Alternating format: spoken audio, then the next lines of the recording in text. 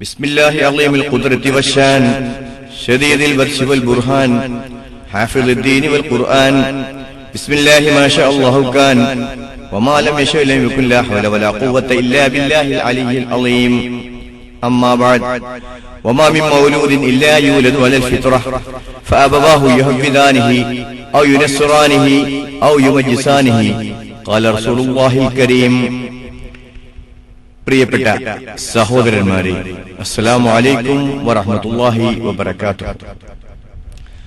നമുക്ക് നല്ല രക്ഷിതാവാം, അതാണ് നമ്മുടെ ഇന്നത്തെ സംസാര വിഷയം. വിവാഹം കഴിഞ്ഞാൽ ആർക്കും രക്ഷിതാവാകാം, പക്ഷേ നല്ല രക്ഷിതാവുക എന്നത് അത്ര എളുപ്പമുള്ള കാര്യമല്ല. ഞാൻ പലപ്പോഴും സംസാരത്തിൽ പറയാറുണ്ട്, വിഷയത്തിൽ വിവരമില്ലാതെ രണ്ട് സ്ഥാനം ഏറ്റെടുക്കാൻ കഴിയും. ഒന്ന് മന്ത്രിയാവാം, രണ്ട് രക്ഷിതാവാം. അതേ സമയത്ത് ഒരു നല്ല രക്ഷിതാവുക എന്നതിന് പഠനവും പരിശീലനവും ആവശ്യമുണ്ട്. ഒരു നല്ല മുസ്ലിം രക്ഷിതാവുന്നതിന് കൂടുതൽ പഠനവും കൂടുതൽ പരിശീലനവും ആവശ്യമുണ്ട് എന്ന് നാം മനസ്സിലാക്കേണ്ടതായിട്ടുണ്ട്. പ്രധാനപ്പെട്ട ഒരു മനഃശാസ്ത്ര ശാഖയാണ് ഇഫക്റ്റീവ് പാരന്റിംഗ് എന്നത്. ഇവിടെ ഞാൻ നിങ്ങളോടൊരു കാര്യം ചോദിക്കാൻ ആഗ്രഹിക്കുന്നു. ഏതുതരം മക്കളെയാണ് നിങ്ങൾക്ക് വേണ്ടത്? ആരും പറയും നല്ല ആരോഗ്യമുള്ള, നല്ല ബുദ്ധിയുള്ള, നല്ല പഠനമുള്ള, നല്ല സംസ്കാരമുള്ള മക്കളെയാണ് വേണ്ടത് എന്ന് തന്നെയാണ് ഓരോ രക്ഷിതാവും പറയുന്നത്. പക്ഷേ ഈ ഗുണങ്ങളുള്ള മക്കൾ ഉണ്ടാകുക എന്നത്, അവരെ വളർത്തിക്കൊണ്ടുവരിക എന്നത് അത്ര എളുപ്പമാണ് എന്ന് ധരിക്കേണ്ടതായിട്ടില്ല. നല്ല വിവരവും പഠനവും പരിശീലനവും ആവർത്തിച്ചുള്ള പഠനവും നല്ല രക്ഷിതാവാകുന്നതിന് ആവശ്യമുണ്ട് എന്ന വിവരമാണ് ആദ്യമായി നമുക്ക് വേണ്ടത്. നമുക്കെടുക്കാം. നല്ല രക്ഷിതാവാകുന്നതിനുള്ള വിവരം കുട്ടി ജനിക്കുന്നതിന് മുമ്പ് ഉണ്ടാകേണ്ട വിവരമുണ്ട്, ജനിച്ചതിന് ശേഷം ഉണ്ടാകേണ്ട വിവരമുണ്ട്. ആരോഗ്യമുള്ള കുട്ടി ജനിക്കുന്നതിന് മുമ്പ് തന്നെ ശ്രദ്ധിക്കേണ്ടതായ ധാരാളം കാര്യങ്ങളുണ്ട്. നല്ല മാനസികാരോഗ്യമുള്ള കുട്ടികൾ ജനിക്കുന്നതിന് ഗർഭധാരണത്തിന് മുമ്പ് തന്നെ ശ്രദ്ധിക്കേണ്ടതായ കാര്യങ്ങളുണ്ട്. പ്രീനാറ്റൽ സൈക്കോളജി എന്നൊരു മനഃശാസ്ത്ര ശാഖ തന്നെയുണ്ട്. പ്രസവ പൂർവ മനഃശാസ്ത്രം എന്നാണ് ഇതിന് പറയുന്നത്.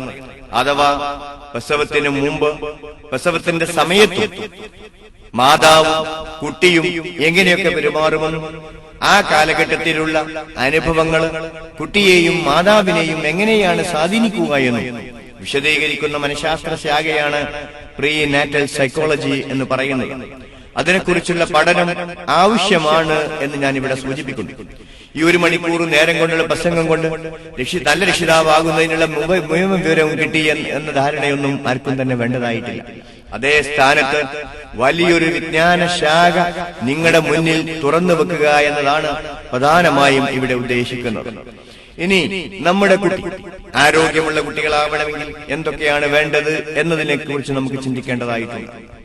അവര് നല്ല ബുദ്ധിയുള്ളവരാവണമെങ്കിൽ എന്താണ് വേണ്ടത് എന്ന് നമുക്ക് ചിന്തിക്കേണ്ടതായിട്ടുണ്ട്. നല്ല സംസ്കാരവും നല്ല സ്വഭാവവും വേണം എന്നുണ്ടെങ്കിൽ അതിനെക്കുറിച്ചുള്ള വിവരവും പഠനവും നമുക്ക് ആവശ്യമായിട്ടുണ്ട്. ഇത് നോക്കുക, കുട്ടികളെ പറ്റി ധാരാളം പരാതിയുണ്ട്.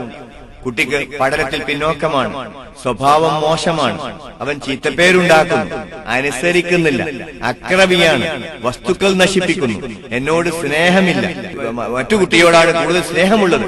ഇങ്ങനെയുള്ള ആരോപണങ്ങളൊക്കെ തന്നെ കുട്ടികളുടെ ഭാഗത്തുനിന്ന് പോലും വരാറുണ്ട്. ഇതൊക്കെ എങ്ങനെ സംഭവിക്കുന്നു എന്ന് നാം ആലോചിക്കേണ്ടതായിട്ടുണ്ട്. നല്ലൊരു പേരന്റ് ആകുന്നതിന് നമുക്ക് ഒരുപാട് വിവരങ്ങൾ ആവശ്യമുണ്ട്.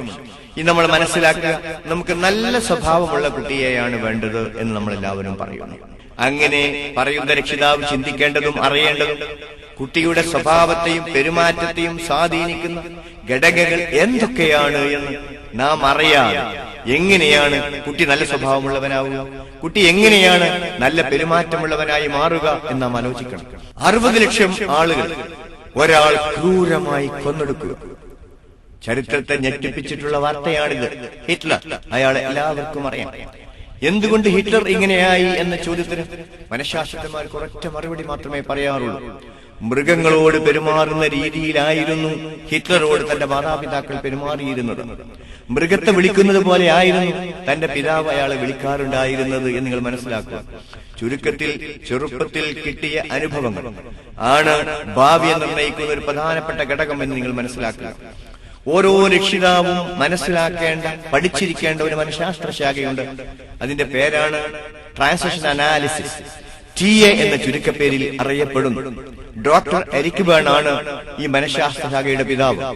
ഓരോ രക്ഷിതാവും, ഓരോ ഭാര്യയും, ഓരോ ഭർത്താവും നല്ല ബന്ധങ്ങൾ ആരൊക്കെ ആഗ്രഹിക്കുന്നുണ്ടോ അവരൊക്കെ വായിച്ചിരിക്കേണ്ടതും മനസ്സിലാക്കിയിരിക്കേണ്ടതും പഠിക്കേണ്ടതുമായ മനഃശാസ്ത്ര ശാഖയാണ് TA എന്നുള്ളത്.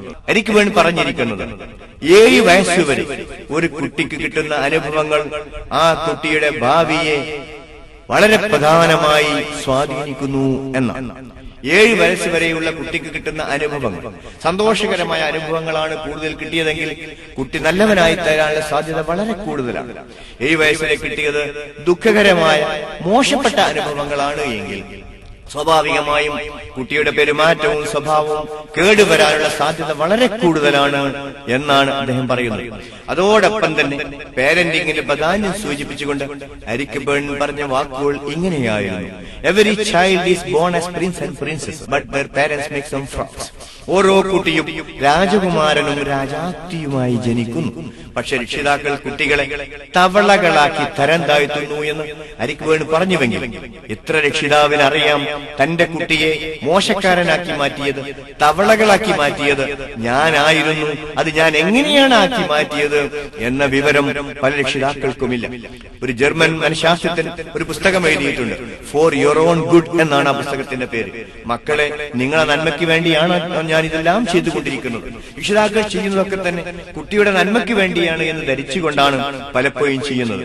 പലപ്പോഴും രക്ഷിതാക്കൾ നന്മയ്ക്ക് വേണ്ടിയാണ് എന്ന് ധരിച്ചു ചെയ്യുന്ന പല കാര്യങ്ങളും കുട്ടികൾക്ക് തിന്മയായി ഭവിക്കുകയാണ് എന്ന വിവരം പോലും പല രക്ഷിതാക്കൾക്കുമില്ല എന്ന കാര്യം ഞാൻ ഇവിടെ ഉണർത്താൻ ആഗ്രഹിക്കുന്നു. നിങ്ങളൊക്കെ തന്നെ വായിച്ചിരിക്കേണ്ട ഒരു പ്രധാനപ്പെട്ട പുസ്തകമുണ്ട്, കുട്ടികൾ എന്തു പിഴച്ചു.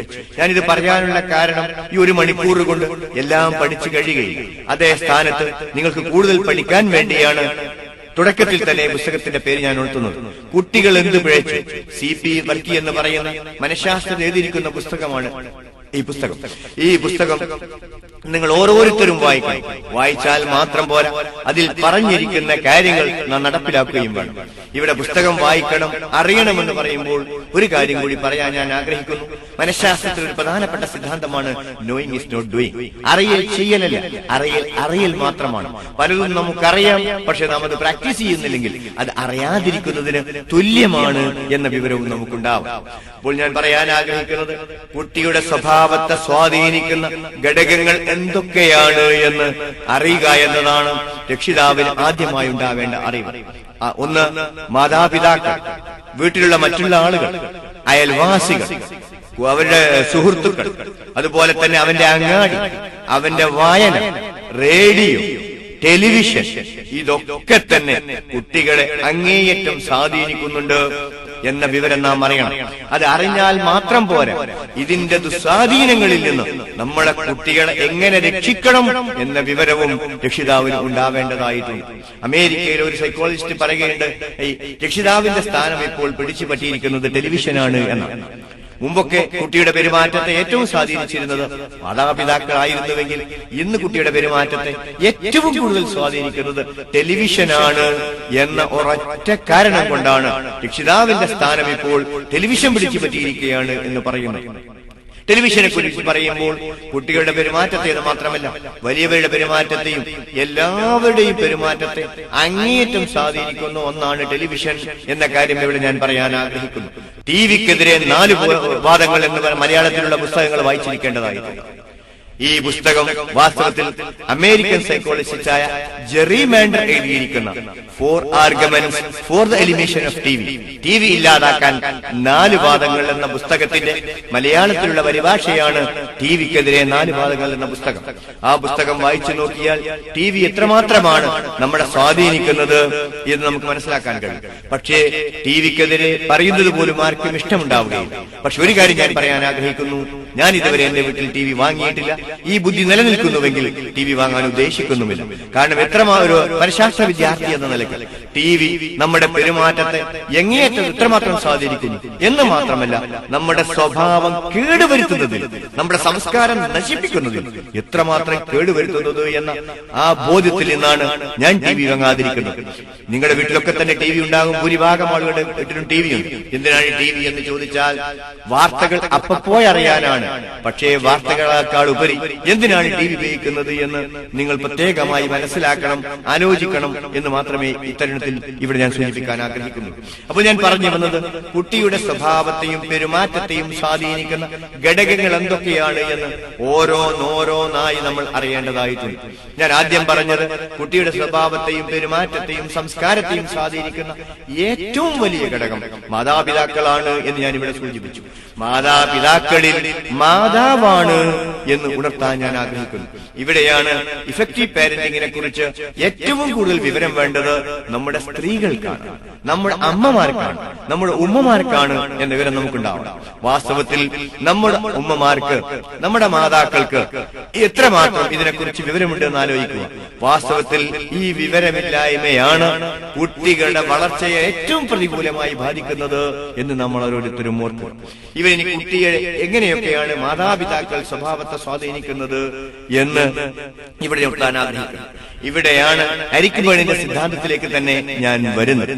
എരിക് ബേൺ പറഞ്ഞു, മനുഷ്യന്മാർക്ക് എല്ലാവർക്കും തന്നെ 3 ആവശ്യങ്ങളുണ്ട്. ഒന്ന് സ്റ്റിമുലസ് ഹങ്കർ, പരസ്പരം ഉത്തേജിപ്പിക്കപ്പെടാനുള്ള മനുഷ്യന്റെ വിശപ്പ്.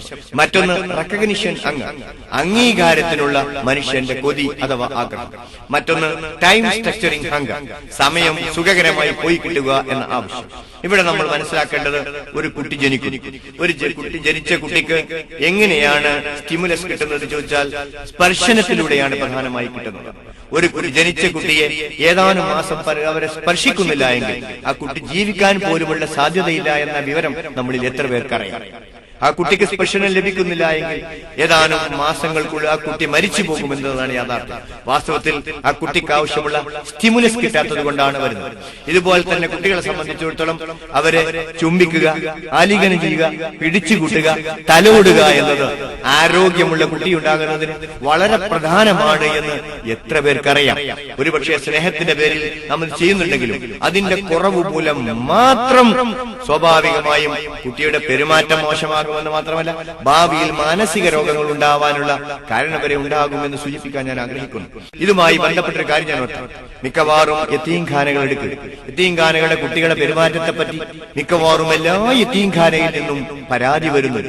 എന്താണ് ഇതിനുള്ള കാരണമെന്ന് അന്വേഷിച്ചാൽ, ഈ യതീംഖാനയിലെ കുട്ടികൾക്ക് പ്രശ്നമുണ്ടാകാനുള്ള കാരണമെന്താണെന്ന് ചോദിച്ചാൽ, ഒന്ന് പിതാവ് മരിച്ചു പോകുന്നത് കൊണ്ട് പിതാവിൽ നിന്ന് കിട്ടേണ്ട സ്നേഹം കിട്ടാതെ പോകുന്നു എന്നുള്ളതാണ്. രണ്ടാമതായി പറയുന്നത്, മാതാപിതാക്കൾ സ്നേഹത്തോടുകൂടെ ജീവിക്കുന്നത് കാണാനുള്ള അവസരം പിതാവ് മരിച്ചുപോയ കാരണത്താൽ കുട്ടിക്ക് കിട്ടാതെ വരുന്നു എന്നുള്ളതാണ്. മൂന്നാമത്, കുട്ടിയുടെ സുരക്ഷിതത്വം നഷ്ടപ്പെട്ടു പോയി എന്ന കുട്ടിയുടെ തോന്നൽ, എന്റെ കുട്ടിയെ നോക്കാൻ ആരുമില്ല എന്ന മാതാവിന്റെ പെരുമാറ്റം, അരക്ഷിത ബോധം ഈ കുട്ടിയിൽ ശ്രദ്ധിക്കുന്ന കാരണത്താലാണ് യതീംഖാനയിൽ പഠിക്കുന്ന കുട്ടികളിൽ പലപ്പോഴും പലരും സ്വഭാവ ദൂഷ്യവും പരാജയവും കാണുന്നത് എന്നാണ് സൈക്കോളജിസ്റ്റുകൾ പറയുന്നത്. ഇത് സാന്ദർഭികമായി ഞാൻ സൂചിപ്പിച്ചു എന്ന് മാത്രമേ ഉള്ളൂ. ഇങ്ങനെയാണെങ്കിൽ കൂടി മനഃശാസ്ത്രപരമായ സമീപനത്തിലൂടെ യതീംഖാനയിലെ കുട്ടികളുടെ സ്വഭാവങ്ങളൊക്കെ തന്നെ മാറ്റിയെടുക്കാൻ കഴിയുമെന്ന് കൂടി സാന്ദർഭികമായി ഞാൻ ഇവിടെ സൂചിപ്പിക്കാൻ ആഗ്രഹിക്കുന്നു. അപ്പോൾ വളരുന്ന കുട്ടിക്ക് ആവശ്യമായിരിക്കുന്ന സ്നേഹവും അംഗീകാരവും അതാത് സമയത്ത് കൊടുക്കേണ്ടതുണ്ട് എന്നതാണ് ഇഫക്റ്റീവ് പാരന്റിംഗിൽ പ്രധാനമായി ശ്രദ്ധിക്കേണ്ടത്. അവിടെ രക്ഷിതാക്കൾ ഒരുപക്ഷെ പറയും, അതേ ഞാൻ കൊടുക്കുന്നുണ്ട് എന്നാണ് പലരുടെയും മറുപടി. പക്ഷെ ഞാൻ പറയാൻ ആഗ്രഹിക്കുന്നു, കുട്ടിക്ക് തിരിയുന്ന ഭാഷയിലാണ് അവന് സ്നേഹം കൊടുക്കേണ്ടത്. എരിക് ബേൺ ഇതിൽ പറഞ്ഞിരിക്കുന്നത് അൺകണ്ടീഷണൽ ലവ് എന്നാണ്, നിരുപാധികമായ സ്നേഹം കൊടുക്കണം എന്നാണ്. പക്ഷേ ഒരാൾക്ക് സ്നേഹം ഉള്ളിലുണ്ടായാൽ പോരാ, കുട്ടിക്ക് തിരിയുന്ന ഭാഷയിൽ സ്നേഹം കൊടുക്കണമെന്ന്. പലപ്പോഴും രക്ഷിതാക്കൾ കുട്ടിക്ക് മനസ്സിലാകുന്ന ഭാഷയിൽ സ്നേഹം കൊടുക്കുന്നില്ല എന്നതാണ് രക്ഷിതാക്കൾക്ക് സംഭവിക്കുന്ന ഒരു തെറ്റ്. ഉദാഹരണത്തിന്, ധാരാളമായി സ്പർശിക്കുക, ടച്ച് സ്ട്രോക്ക് എന്നാണ് പറയുന്നത്. എരിക് ബേൺ ഇതിന് പറഞ്ഞിരിക്കുന്നത് പോസിറ്റീവ് സ്ട്രോക്ക് എന്നാണ്. ഇതിന്റെ വിപരീതമാണ് നെഗറ്റീവ് സ്ട്രോക്ക്.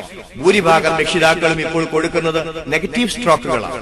സ്ട്രോക്ക് എന്ന ഇംഗ്ലീഷ് വാക്കിന് പരിഭാഷപ്പെടുത്തുക എന്നത് തന്നെ വളരെ പ്രയാസമുള്ള കാര്യമാണ്. സ്ട്രോക്കിന്റെ കാര്യം ഞാൻ പറയാനുള്ള കാരണം പല രക്ഷിതാക്കളും പോസിറ്റീവ് സ്ട്രോക്ക് കൊടുക്കുന്നതിന് പകരം നെഗറ്റീവ് സ്ട്രോക്കുകളാണ് കുട്ടികൾക്ക് കൊടുക്കുന്നത്. ഈ നെഗറ്റീവ് സ്ട്രോക്കുകൾ കുട്ടിയുടെ സ്വഭാവം കേടുവരുത്തുന്നതിനും ആരോഗ്യപരമായ വളർച്ചയെ വളരെ പ്രതികൂലമായി ബാധിക്കുന്നുണ്ട് എന്ന് നമ്മൾ ഓരോരുത്തരും മനസ്സിലാക്കിയിരിക്കേണ്ടതായിട്ടുണ്ട്. അപ്പോൾ പോസിറ്റീവ് സ്ട്രോക്ക് എന്താണ് എന്ന് നാം മനസ്സിലാക്കിയിരിക്കേണ്ടതായിട്ടുണ്ട്. പോസിറ്റീവ് സ്ട്രോക്ക് എന്ന് പറഞ്ഞാൽ ഞാൻ ആദ്യം പറഞ്ഞതുപോലെ അത് വാക്കുകൊണ്ടാകാം, ശരീരസ്പർശനം കൊണ്ടാകാം, അംഗീകാരമാകാം.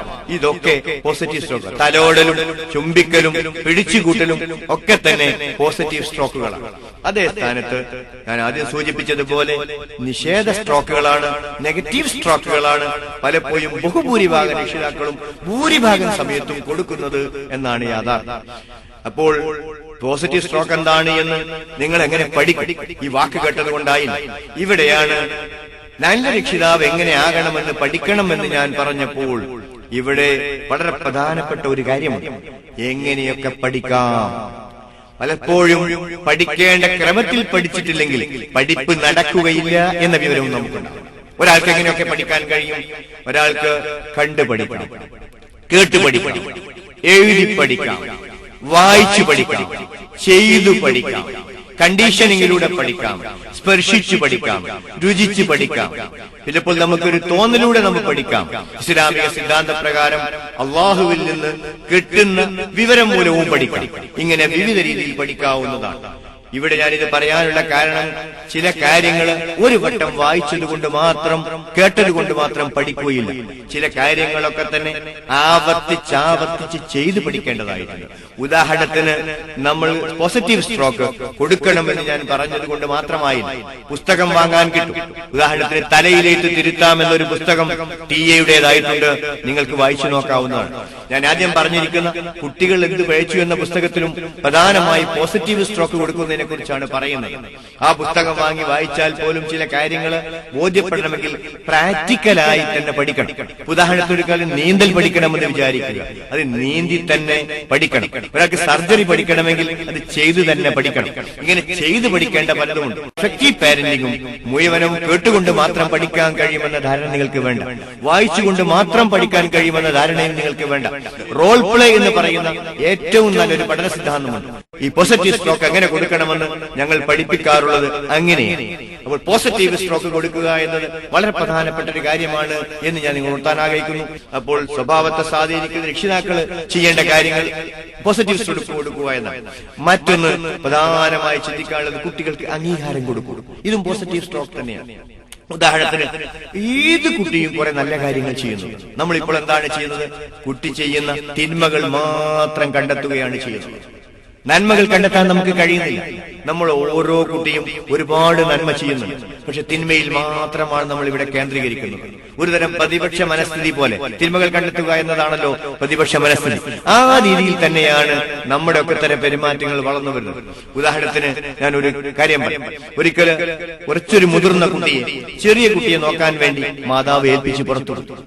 അങ്ങനെ മാതാവ് കുട്ടിയെ നന്നായി നോക്കി. പക്ഷെ മാതാവ് ഒന്ന് നോക്കുന്ന സമയത്ത് കുട്ടി എന്താണ് ചെയ്തിരിക്കുന്നത്? ചെറിയ കുട്ടി അവൻ നോക്കിയിട്ടുണ്ട്. അതോടൊപ്പം തന്നെ അവിടെ ഉണ്ടായിരുന്ന കരിക്കട്ട എടുത്ത് അവൻ ചുമരിന്റെ മുകളിൽ പുഷ്പം വരച്ചു വെച്ചിരിക്കുന്നു, മൃഗങ്ങളെ വരച്ചു വെച്ചിരിക്കുന്നു, മനുഷ്യനെ വരച്ചു വെച്ചിരിക്കുന്നു. ഇത് വന്ന ഉടനെ തന്നെ മാതാവ് എന്താണ് ചെയ്യുന്നത്? കുട്ടിയെ ചീത്ത പറയുകയും അടിക്കുകയും ചെയ്യും. നോക്കുക നിങ്ങൾ, ഇവിടെ കുട്ടി ചെയ്തൊരു വലിയ തെറ്റായിട്ടാണ് നമ്മൾ കാണുന്നത്. അതേ സ്ഥാനത്ത് ഈ ചെറിയ കുട്ടിയെ ഇതുവരെ നോക്കി എന്നത് ഈ കുട്ടി ചെയ്ത ഒരു നന്മയാണ്. ആ നന്മ അവിടെ കാണാതെ പോയി. മറ്റൊന്ന്, ചുമര് കുട്ടി വൃത്തികേടാക്കി എന്നത് സത്യമാണ്. പക്ഷേ ആ കുട്ടിയുടെ ഉള്ളിലെ ക്രിയേറ്റിവിറ്റി, അവന്റെ സൃഷ്ടിപരത അവൻ ചുമരിന്റെ മുകളിൽ പ്രകടിപ്പിച്ചിരിക്കുകയാണ്. ചുമര് ഏതായാലും കേടുകൊണ്ട് കഴിയും. ഇനി ആ കുട്ടിയെ അടിച്ചതുകൊണ്ടും ചീത്ത പറഞ്ഞതുകൊണ്ടും ഒന്നും സംഭവിക്കാൻ പോകുന്നു. അതേ സ്ഥാനത്ത് മോനെ, നീ പൂ വരച്ചത് വളരെ നന്നായിരിക്കും, നീ മൃഗത്തെ വരച്ചത് നന്നായിരിക്കും, നീ പക്ഷിയെ വരച്ചത് നന്നായിട്ടുണ്ട്. പക്ഷെ മോനെ, വരക്കേണ്ട സ്ഥലം ചുമരല്ല, കടലാസിലാണ് വരക്കേണ്ടത്. മോൻ ഇനി അങ്ങനെ ചെയ്തു കേട്ടോ. സ്നേഹത്തോടുകൂടി സന്തോഷത്തോടുകൂടി അംഗീകാരം കൊടുത്താണ് പറയുന്നതെങ്കിൽ ആ കുട്ടി നന്നാകും. അതേ സ്ഥാനത്ത് ഇപ്പൊ എന്താ സംഭവിച്ചിരിക്കുന്നത്? ഒന്ന്, ചെറിയ കുട്ടിയെ നോക്കുക എന്ന നന്മക്ക് ഒരംഗീകാരവും കിട്ടിയില്ല. അറിയാണെങ്കിലും ഒരു പൂ അവിടെ വരച്ചു വെച്ചു. കുട്ടിയുടെ കഴിവാണ് അവിടെ പ്രകടമായി കാണുന്നത്. അതിനും കുട്ടിക്ക് അംഗീകാരം കിട്ടിയില്ല. ഇത് ഒരൊറ്റപ്പെട്ട സംഭവമായി നിങ്ങൾ കാണേണ്ടതായിട്ടില്ല. ഇതുപോലെ തന്നെ നമ്മൾ മനസ്സിലാക്കേണ്ടിയിരിക്കുന്ന കാര്യം, ഒരു ഇസ്ലാമികമായ പേരന്റിംഗിലേക്ക് വരുമ്പോൾ വളരെ പ്രധാന, ഇതുവരെ ഞാൻ പറഞ്ഞത് പൊതുവായ പേരന്റിംഗിനെ കുറിച്ചാണ്. ഇസ്ലാമികമായ പേരന്റിംഗ് ആണ് എങ്കിൽ അവിടെയും നമ്മൾ ആലോചിക്കേണ്ടതായിട്ടുണ്ട്. ഭാര്യാഭർത്തൃ ബന്ധത്തില് അങ്ങേയറ്റം സ്നേഹത്തോടുകൂടി നമ്മൾ ജീവിക്കുന്നത് കാണുക എന്നത് വളരെ പ്രധാനപ്പെട്ടതാണ്. ആളുകൾ കാര്യങ്ങൾ കണ്ടുപഠിക്കുന്നത് എങ്ങനെയാണ്? മോഡലിംഗിലൂടെയാണ്. മാതാപിതാക്കൾ എന്താണോ ചെയ്യുന്നത് അത് തന്നെയാണ് കുട്ടികളും കണ്ടുപഠിക്കുന്നത്. ബിഹേവിയർ ഈസ് കോപ്പി, പെരുമാറ്റം പകർത്തപ്പെടുകയാണ്, മറ്റുള്ളവരിൽ നിന്ന് അനുകരിക്കുകയാണ് എന്നാണ് മനഃശാസ്ത്രജ്ഞന്മാർ പറയുന്നത്. ഇനി നമ്മുടെ കുട്ടി ഇസ്ലാമികമായ രീതിയിൽ വളർന്നു വരേണ്ടതിന് ഒരുപാട് കാര്യങ്ങൾ ശ്രദ്ധിക്കേണ്ടതായിട്ടുണ്ട്. കുട്ടികളെ എങ്ങനെ വളർത്തണമെന്ന് അബൂബക്കർ ഷെർവാനിയുടെ പുസ്തകം പൂങ്കാവനം പ്രസിദ്ധീകരിച്ചിട്ടുണ്ട്. ആ പുസ്തകം നിങ്ങൾ വാങ്ങി വായിക്കേണ്ടതാണ്. ഉദാഹരണത്തിന്, കുട്ടിക്ക് പേരിടുന്ന സ്ഥലത്ത് കുട്ടിക്ക് പേരിടുന്നത് നല്ല ആരിഫീങ്ങളുടെയും നല്ലവരുടെയും പേരിട്ട് കൊടുക്കുന്നത് ഭാവിയിൽ കുട്ടിയെ വളർച്ചയെ വളരെയധികം മനഃശാസ്ത്രപരമായി സ്വാധീനിക്കുന്ന ഒരു ഘടകമാണ് എന്ന് മനസ്സിലാക്കുക. ഇതുപോലെ തന്നെ പേരിന്റെ പിന്നിൽ പരിഷ്കാരം നോക്കി പോകുന്ന പലരുമുണ്ട്. പേര് മുസ്ലിമാണെന്ന് പോലും തിരിച്ചറിയാൻ മടിയുള്ള പേരിട്ടിരിക്കുന്ന പല ആളുകളുമുണ്ട് എന്ന് കാണും. അതുകൊണ്ട് പേരിടുമ്പോൾ വളരെ ശ്രദ്ധിക്കേണ്ടതായിട്ടുണ്ട് എന്ന് പ്രത്യേകമായിട്ടുണ്ട്. പ്രത്യേകിച്ച് അള്ളാഹുവിന്റെ പേരിന്റെ കൂടെ അബ്ദു എന്ന് ചേർത്തുകൊണ്ട പേര്, ഏറ്റവും നല്ല പേര് അബ്ദുള്ള എന്ന പേര് ഏറ്റവും നല്ലതാണ്. ഇങ്ങനെ അതുപോലെ തന്നെ അംബിയാ മുർസലുകളുടെ പേരുകൾ വളരെ നല്ലതാണ്. പക്ഷെ അതൊന്നും പരിഷ്കാരം പോരാ എന്നുള്ള ചിന്താഗതി പലർക്കുമുണ്ട് എന്നുള്ളതാണ് സത്യം. പേരിടുന്ന കാര്യത്തിൽ തന്നെ ശ്രദ്ധിക്കേണ്ടതായിട്ടുണ്ട്. അങ്ങനെ ഓരോ കാലഘട്ടത്തിലും കർമ്മത്തിലും ചെയ്യേണ്ടത് എന്തൊക്കെയാണ് എന്ന് വ്യക്തമായി നാം പഠിക്കേണ്ടതായിട്ടുണ്ട്. അത് കഴിഞ്ഞിട്ട് ഇഫക്റ്റീവ് പാരന്റിങ്ങിനെ കുറിച്ച് പറയുമ്പോൾ നമ്മുടെ കുട്ടികൾ നഴ്സറിയിലേക്ക് നാം അയക്കുന്നു.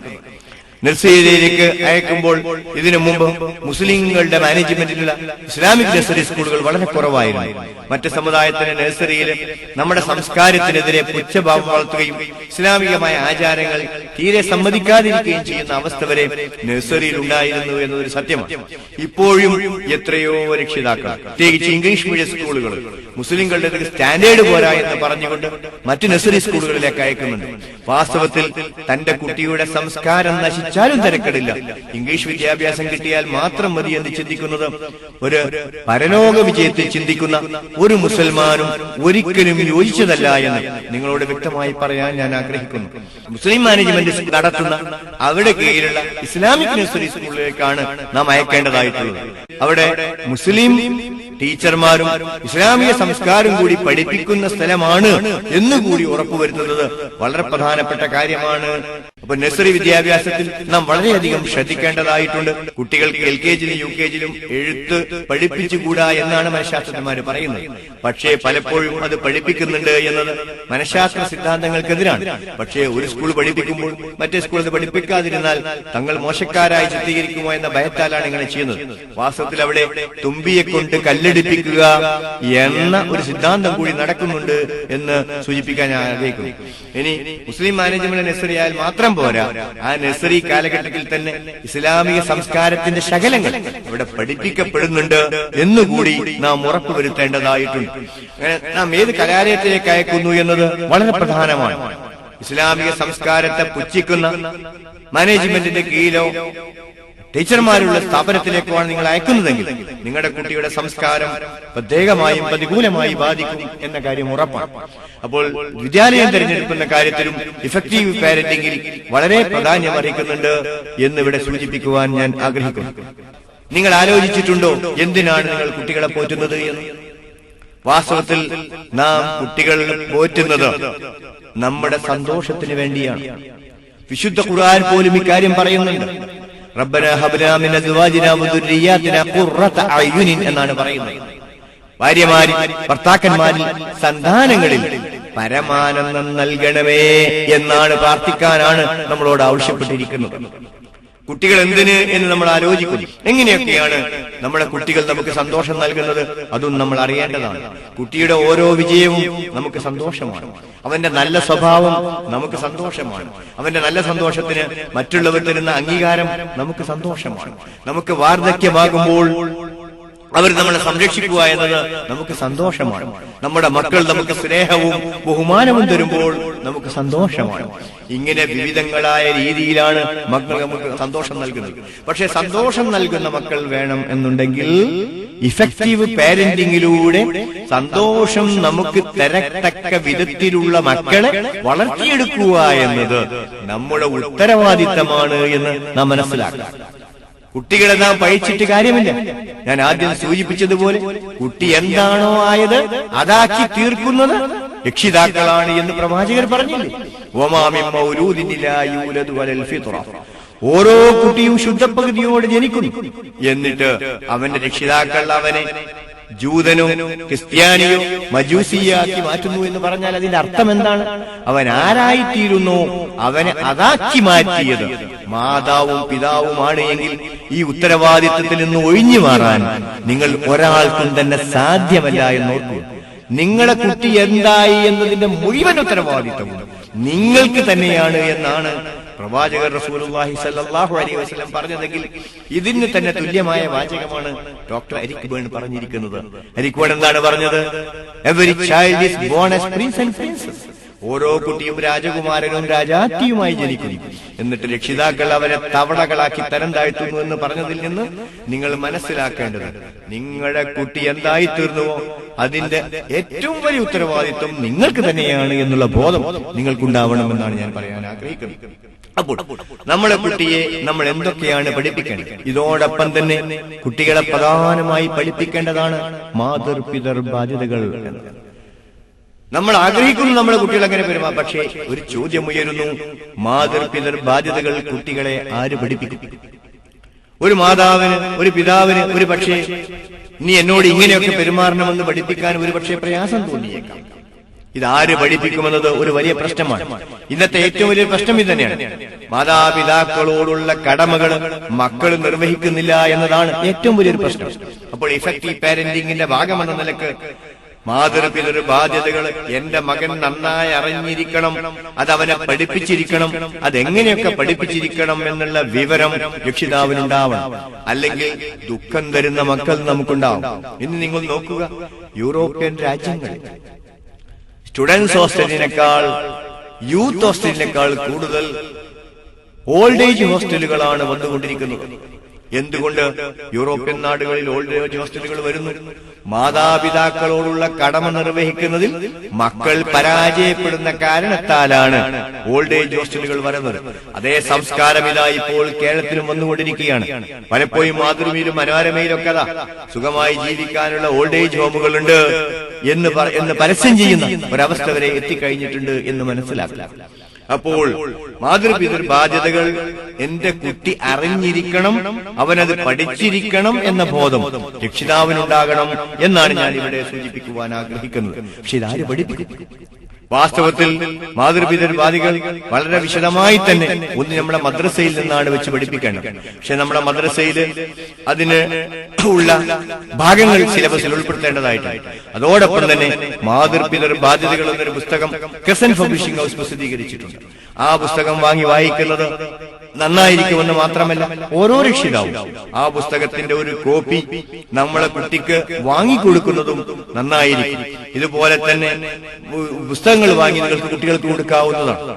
ഇതുപോലെ തന്നെ നല്ല രക്ഷിതാവ് എങ്ങനെയാവാം എന്നതോടൊപ്പം തന്നെ മാതൃപിതൃ ബാധ്യതകളുള്ള കസറ്റുകൾ ലഭ്യമാകുകയാണെങ്കിൽ അതും വാങ്ങി വായിക്കാൻ കൊടുക്കുന്നത് നന്നായിരിക്കും.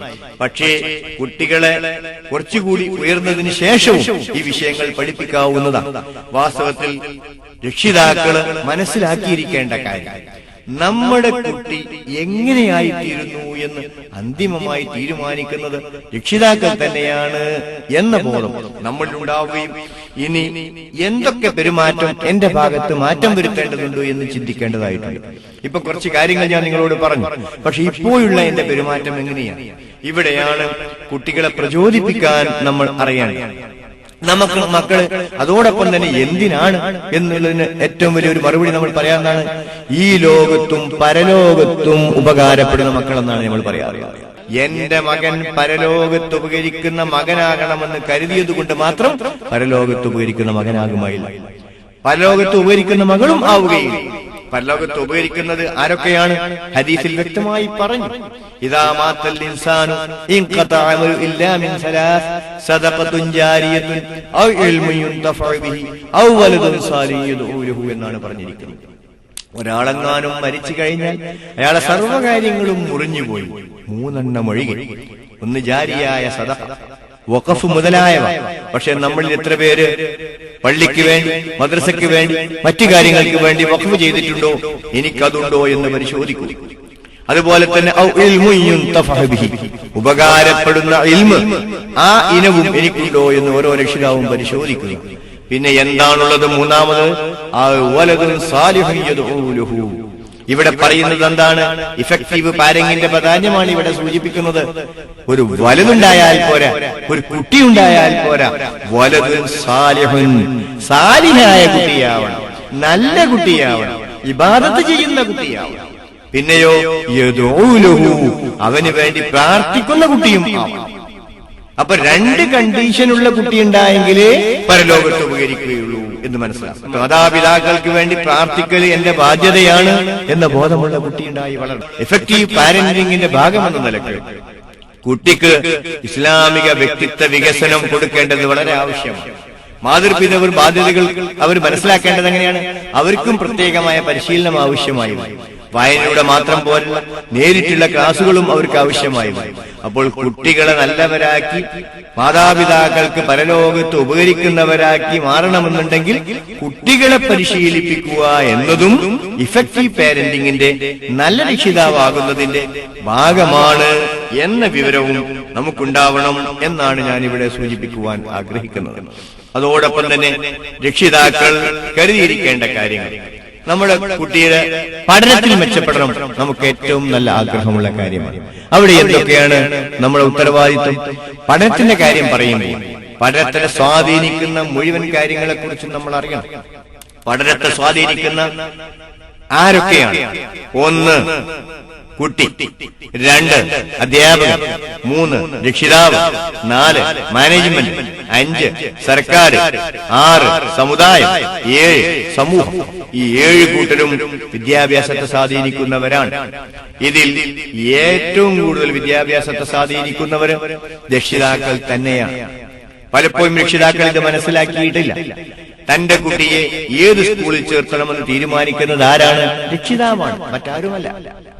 പക്ഷേ ഓരോരുത്തരും നിർവഹിക്കേണ്ട ഉത്തരവാദിത്വം അവർ നിർവഹിക്കുന്നില്ല എങ്കിൽ നിർവാഹമില്ല. സമയത്തിന് പാഠപുസ്തകം കൊടുക്കുക എന്നത് സർക്കാരിന്റെ ഉത്തരവാദിത്തമാണ്. ഒരു സർക്കാരും സമയത്തിന് അത് നിർവഹിച്ചിട്ടില്ല. അതുകൊണ്ട് തന്നെയാണ് ആളുകൾ ഇംഗ്ലീഷ് മീഡിയം സ്കൂളുകളിലേക്ക് കൂടുതൽ പോയിക്കൊണ്ടിരിക്കുന്നത്. ഈ കസറ്റ് ഇറക്കിയിരിക്കുന്ന ഹിദായ പോലും 2 പബ്ലിക് സ്കൂളുകൾ, ഇംഗ്ലീഷ് മീഡിയം സ്കൂളുകൾ നടത്തുന്നുണ്ട്. ഇസ്ലാമിക സംസ്കാരത്തിന് വളരെ പ്രാധാന്യം നൽകിക്കൊണ്ടാണ് ഹിദായ പബ്ലിക് സ്കൂൾ നടക്കുന്നത് എന്നുകൂടി സാന്ദർഭികമായി ഇവിടെ ഞാൻ സൂചിപ്പിക്കും. ഇവിടെ രക്ഷിതാക്കൾ അവരുടെ ഉത്തരവാദിത്വം നിർവഹിക്കേണ്ടതായിട്ടുണ്ട്. ഏത് സ്കൂളിൽ ചേർക്കണം, ഏത് മദ്രസയിൽ ചേർക്കണം എന്നുള്ളത് രക്ഷിതാവ് തന്നെയാണ് തീരുമാനിക്കുന്നത്. ഇനി കുട്ടികളുമായി ബന്ധപ്പെട്ട പഠനത്തെ സ്വാധീനിക്കേണ്ട ഘടകങ്ങൾ എന്തൊക്കെയാണ്? 1, കുട്ടിയുടെ പഠന താല്പര്യം. 2, കുട്ടിയുടെ ബുദ്ധി. 3, കുട്ടിയുടെ ആരോഗ്യ പ്രശ്നങ്ങൾ. 4, മറ്റുള്ള ഘടകങ്ങൾ. ഇവ 4 പ്രധാനപ്പെട്ടതാണ്. പലപ്പോഴും ചില രക്ഷിതാക്കൾ എന്താണ് ചെയ്യുക? കുട്ടികൾക്കെങ്ങാനും മാർക്ക് കുറഞ്ഞു പോയാൽ അതിന് സ്ഥാപനത്തെയും അധ്യാപകരെയും അടച്ചാക്ഷേപിക്കുന്ന പ്രകൃതം ഒരു നല്ല രക്ഷിതാവിന് യോജിച്ചതല്ല. എന്റെ കുട്ടിക്ക് മാർക്ക് കുറയാനുള്ള കാരണം എന്താണ്, പഠന പിന്നോക്കാവസ്ഥക്കുള്ള കാരണം എന്താണ് എന്ന് പഠിക്കാതെ ആരോപണം ഉന്നയിക്കുന്നത് നല്ല രക്ഷിതാവിന്റെ ലക്ഷണമല്ല. എന്റെ കുട്ടിക്ക് പഠന താല്പര്യം ഇല്ലാത്തത് കൊണ്ടാണോ? എന്റെ കുട്ടിക്ക് ബുദ്ധി കുറഞ്ഞത് കൊണ്ടാണോ? എന്റെ കുട്ടിക്ക് ആരോഗ്യ പ്രശ്നങ്ങളുള്ളത് കൊണ്ടാണോ? മറ്റെന്തെങ്കിലും ഘടകങ്ങളാണോ എന്ന് മനസ്സിലാക്കി പഠിക്കുക എന്നത് വളരെ പ്രധാനമാണ്. ഇവിടെയാണ് ഇഫക്റ്റീവ് പാരന്റിംഗിന്റെ ഭാഗം എന്ന നിലക്ക്, ഒരു നല്ല രക്ഷിതാവാകുന്നതിന്റെ ഭാഗം എന്ന നിലക്ക് നമ്മുടെ കുട്ടിക്ക് പഠന പിന്നോക്കാവസ്ഥയുണ്ടെങ്കിൽ അതിന് മനഃശാസ്ത്രപരന്മാരെ കാണിച്ച് അത് എന്തുകൊണ്ട് പിന്നോക്കാവസ്ഥയായി എന്ന് നാം പഠിക്കേണ്ടതായിട്ടുണ്ട്. ഇവിടെയാണ് ഒരു കാര്യം കൂടി ഞാൻ ഉണർത്താൻ ആഗ്രഹിക്കുന്നത്. മതവിദ്യാഭ്യാസത്തോടുള്ള സമീപനവും കൂട്ടത്തിൽ ഞാൻ ഇവിടെ ചർച്ച ചെയ്യാൻ ആഗ്രഹിക്കുന്നു. ഏതായാലും ഈ 4 കാര്യങ്ങളിൽ ഏത് എന്ന്. മറ്റൊന്ന്, നല്ല രക്ഷിതാവാകുന്നതിന്റെ ഭാഗമായി എന്റെ മകന് നല്ല മതവിദ്യാഭ്യാസം വേണമെന്ന ചിന്ത ഓരോ രക്ഷിതാവിനും ഉണ്ടാവണം. മക്കൾ സാലിഹീങ്ങളായി നമുക്ക് വേണ്ടി പ്രാർത്ഥിക്കുന്നവരാവണം എന്ന നിർബന്ധ ബുദ്ധി നിങ്ങൾക്കുണ്ട് എങ്കിൽ എന്റെ മകന് നല്ല മതവിദ്യാഭ്യാസം വേണം എന്ന ബോധം ഓരോ രക്ഷിതാവിനും ഉണ്ടാവണം. വാസ്തവത്തിൽ ചില രക്ഷിതാക്കളുടെ സ്ഥിതി എന്താണ്? ഇവിടെ തന്നെ നമ്മൾ താരതമ്യം ചെയ്തു നോക്കൂ. മദ്രസയിലേക്ക് എത്ര മണിക്കൂറാണ് നമ്മുടെ കുട്ടികൾ പഠിക്കാൻ പോകുന്നത്? സ്കൂളിലേക്ക് എത്ര മണിക്കൂറാണ് പോകുന്നത്? മദ്രസ പഠനം 1 മണിക്കൂറോ 1.5 മണിക്കൂറോ മാത്രമാണ് നമുക്ക് ലഭിക്കുന്നത്. സ്കൂൾ വിദ്യാഭ്യാസം ലഭിക്കുന്നത് 5 or 6 മണിക്കൂർ ലഭിക്കുന്നുണ്ട് എന്ന വിവരം നമുക്ക് വേണം. സാഹചര്യം അങ്ങനെ പോയി എന്നത് സത്യമാണ്. എന്തിനാണ് ഇൽമ് ഇബാദത്ത് ചെയ്യാനാണ്. ഇബാദത്ത് എന്തിനാണ്? ജന്നത്ത് അഥവാ സ്വർഗം ലഭിക്കാൻ. ഭൗതിക വിദ്യാഭ്യാസം എന്തിനാണ്? ഇതും നാം താരതമ്യം ചെയ്യേണ്ട വിഷയം തന്നെയാണ്. ഭൗതിക വിദ്യാഭ്യാസം പ്രധാനമായും ഈ ലോകത്തെ ജീവിതം സുഖകരമാക്കാൻ. ഇത് പറയാനുള്ള കാരണം മതവിദ്യാഭ്യാസത്തോട് പല രക്ഷിതാക്കൾക്കും നിഷേധാത്മകമായ ദോഷാത്മകമായ മനോഭാവമാണുള്ളത് എന്നത് ഒരു സത്യമാണ്.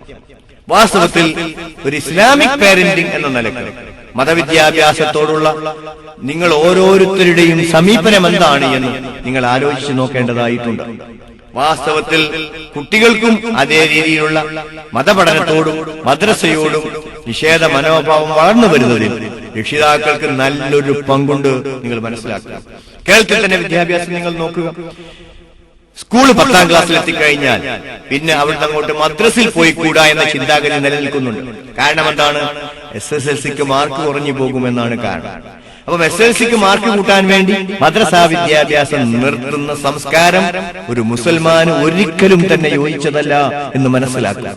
രക്ഷിതാക്കൾ ചിന്തിക്കേണ്ടതാണ്. ഏതുതരം മക്കളെയാണ് വേണ്ടത് എന്ന് ചോദിച്ച ഒരു മറുപടി എന്തായിരിക്കണം? ഇബാദത്തുള്ള മക്കളുണ്ടാവണം. ഇബാദത്തുള്ള മക്കളുണ്ടാക്കുക എന്നതും അത്ര എളുപ്പമുള്ള കാര്യമല്ല. ഇബാദത്തുള്ള മക്കളുണ്ടാവണമെങ്കിൽ മാതാപിതാക്കൾ ഇബാദത്തുള്ളവരാവണം. ഇബാദത്തും പകർത്തപ്പെടുകയാണ്. ഇബാദത്തുള്ള മകൻ എന്തുകൊണ്ടാവണം? നമുക്ക് ഇവിടെയാണ് മനുഷ്യന്റെ അടിസ്ഥാനപരമായി നമ്മുടെ ആവശ്യം എന്താണ് എന്ന ചിന്ത. എന്തിന് ഇബാദത്തുള്ളവരാവണം? അതിനുള്ള മറുപടി ഇതാണ്. മനുഷ്യന്മാരോട് എന്താണ് നിങ്ങളുടെ ആവശ്യമെന്ന് ചോദിച്ചാൽ പണം, ആരോഗ്യം, പ്രശസ്തി എന്നൊക്കെ ആളുകൾ പറയാറുണ്ട്. വാസ്തവത്തിൽ അതൊക്കെ എന്തിനാണ്? സുഖത്തിനാണ്. ഇംഗ്ലീഷിൽ പറയും ഹാപ്പിനെസ്. അടിസ്ഥാനപരം. ഇനി വിദ്യാഭ്യാസം എന്തിനാണ്? വിദ്യാഭ്യാസം ആളുകൾ പറയുന്നു അത് തൊഴിലിനാണ്, നല്ല സ്വഭാവ രൂപീകരണത്തിനാണ്, വിജ്ഞാനത്തിനാണ് എന്നൊക്കെ പറയുന്നു. പക്ഷെ അന്തിമമായി ഞാൻ പറയാൻ ആഗ്രഹിക്കുന്നു, എഡ്യൂക്കേഷൻ ഈസ് ഫോർ ഹാപ്പിനെസ്. വിദ്യാഭ്യാസം സുഖത്തിനും സന്തോഷത്തിനുമാണ്. ഇനി ആത്മീയ വിദ്യാഭ്യാസം എടുത്തുള്ളൂ. ഇൽമ് എന്തിനാണ്? ഇൽമ് ഇബാദത്തിനാണ്. ഇബാദത്ത് എന്തിനാണ്? ജന്നത്തിനാണ് അഥവാ സ്വർഗത്തിനാണ്. സ്വർഗം എന്തിനാണ്? സുഖത്തിനാണ്. പരലോകത്ത് പോകാൻ പറ്റിയ 2 സ്ഥലമുണ്ട്. അപ്പോൾ ഈ ലോകത്തും നമുക്ക് വേണ്ടത് സുഖമാണ്, പരലോകത്തും വേണ്ടത് നമുക്ക് സുഖമാണ്. അപ്പൊ വിദ്യാഭ്യാസം ഏതു തരത്തിലുള്ള വിദ്യാഭ്യാസമായിരിക്കണം? വിദ്യാഭ്യാസം അന്തിമമായി എത്തേണ്ടത് ആനന്ദത്തിലാണ്. Education is for happiness. ഇൽമും അതിന് തന്നെയാണ് എന്നാണ് നമ്മൾ മനസ്സിലാക്കുന്നത്. അപ്പൊ നമ്മുടെ മക്കള് ഇബാദത്തുള്ള മക്കളായി മാറണമെന്നുണ്ടെങ്കിൽ അവര് ഇസ്ലാമികമായ വിജ്ഞാനമുള്ള മക്കളാവണം. ഇസ്ലാമിക വിജ്ഞാനമുള്ളവർക്ക് ഇബാദത്തുണ്ടാവുകയുള്ളൂ എന്ന് വ്യക്തമായി വിശുദ്ധ ഖുർആൻ പറയുന്നുണ്ട്. ഇന്നമാ യഖ്ശല്ലാഹ മിൻ ഇബാദിൽ ഉലമാ. എന്റെ അടിമകളിൽ ഇൽമുള്ളവർ മാത്രമേ എന്നെ ഭയപ്പെടുകയുള്ളൂ. അപ്പൊ ഇൽമില്ലാതെ വന്നാൽ ഭയപ്പെടുക എന്ന് പറഞ്ഞാൽ ഇബാദത്ത് ചെയ്യുക എന്നാണ് അവിടെ അർത്ഥം. അപ്പൊ നമ്മളെ മക്കള് ഇൽമില്ലാതെ വന്നാൽ ഇബാദത്തുള്ള മക്കളാവുകയില്ല.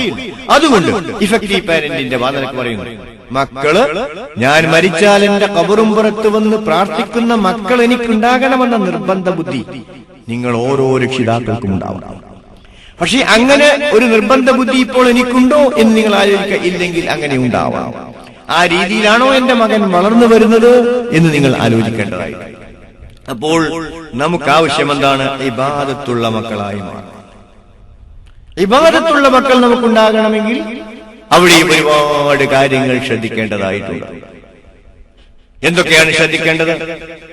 രക്ഷിതാക്കളുടെ നല്ല രക്ഷിതാവാകുന്നതിന്റെ ഒരു പ്രധാനപ്പെട്ട ഭാഗം കുട്ടികളിൽ നല്ല ശീലങ്ങൾ വളർത്തിയെടുക്കുക എന്നതാണ്. നമ്മുടെ ജീവിതത്തിൽ അങ്ങേയറ്റം സാധിക്കുന്നതാണ് ശീലം. ശീലം ഒരു മനഃശാസ്ത്ര വിഷയമാണ്. ഇനി വിജയിക്കണമെങ്കിൽ പോലും ശീലങ്ങളെ മാറ്റുക എന്നാണ് പറയുന്നത്. സ്റ്റീഫൻ കോവിയുടെ ഒരു പുസ്തകമുണ്ട്, 7 habits of highly effective people, ഉന്നത വിജയികളുടെ 7 ശീലങ്ങൾ. അതാണ് മനസ്സിലാക്കേണ്ടത്. ശീലങ്ങൾ നമ്മളെ വിജയിപ്പിക്കുകയും നമ്മളെ പരാജയപ്പെടുത്തുകയും ചെയ്യുന്നു. ഇതുപോലെ തന്നെയാണ് ഇബാദത്ത്. ഇബാദത്തും ശീലങ്ങൾ തന്നെയാണ്. ഒരു മനുഷ്യന് 2 തരത്തിലുള്ള പെരുമാറ്റങ്ങളാണുള്ളത്. ഒന്ന് ശീല പെരുമാറ്റം, അഥവാ നാം നിരന്തരമായി ആവർത്തിച്ച് ചെയ്തുകൊണ്ടിരിക്കുന്നു. മറ്റൊന്ന് നാം ആവർത്തിക്കാതെ ഇടയ്ക്കൊക്കെ ചെയ്തുകൊണ്ടിരിക്കുന്ന പെരുമാറ്റം. ഇങ്ങനെ 2 തരത്തിലുള്ള പെരുമാറ്റങ്ങളുണ്ട്.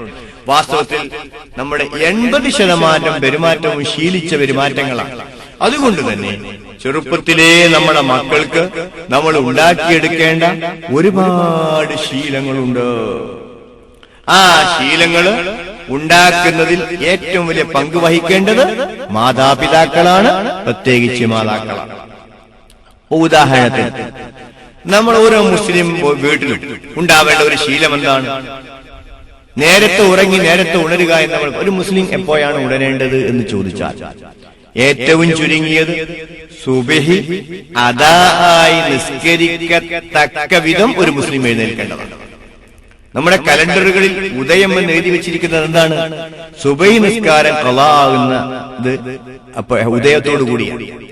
അപ്പോൾ ഒരു മുസ്ലിം എപ്പോൾ എഴുന്നേൽക്കണം? സുബഹി അദായി നിസ്കരിക്കത്തക്ക രീതിയിലാണ് എഴുന്നേൽക്കേണ്ടത്. കുട്ടിയെ നേരത്തെ എഴുന്നേൽപ്പിക്കുക എന്നത് രക്ഷിതാവിന്റെ ബാധ്യതയാണ്. എത്ര വിളിച്ചാലും ഉണരില്ല എന്നൊക്കെ പറയുന്ന രക്ഷിതാക്കളാണുള്ളത്. വാസ്തവത്തില് ഏത് കുട്ടിയെയും എന്റെ കുട്ടിയെ സുബഹി നിസ്കരിക്കത്തക്ക രീതിയിൽ ഉണർത്തണമെന്ന നിർബന്ധ ബുദ്ധി രക്ഷിതാവിനുണ്ടാവും. ഇനി മാതാപിതാക്കൾ തന്നെ സുബഹി നിസ്കരിക്കാത്തവരാണെങ്കിൽ കുട്ടികൾ സുബഹി നിസ്കരിക്കൂല എന്നുള്ള കാര്യം ഉറപ്പാണ്. നിങ്ങൾക്കറിയോ, ഒരു മുസ്ലിമിന്റെ ജീവിതം രാവിലത്തെ നിസ്കാരത്തോടുകൂടി തുടങ്ങണം. ഇത് കേൾക്കുന്ന നിങ്ങൾ ഓരോ രക്ഷിതാക്കളും അങ്ങനെ തന്നെയാണ് ചെയ്യുക എന്ന് ഞാൻ കരുതുന്നു. ചിലപ്പോൾ മാതാപിതാക്കൾ അങ്ങനെ തുടങ്ങുന്നുണ്ടെങ്കിലും കുട്ടികൾ പലപ്പോഴും അങ്ങനെ ആയിരിക്കണമെന്ന നിർബന്ധ ബുദ്ധി പല രക്ഷിതാക്കൾക്കുമില്ല. പിന്നെ ചില രക്ഷിതാക്കൾക്ക് കുട്ടികളെ വിളിച്ചുണർത്താൻ പോലും അറിയില്ല. അപ്പുറത്ത് 2 റൂം അപ്പുറമോ മുകളിലോ കിടന്നിറങ്ങുന്ന കുട്ടിയെ താഴേന്ന് ഒച്ച വെച്ച് വിളിക്കും. കുട്ടികൾ ഉണരുകയില്ല.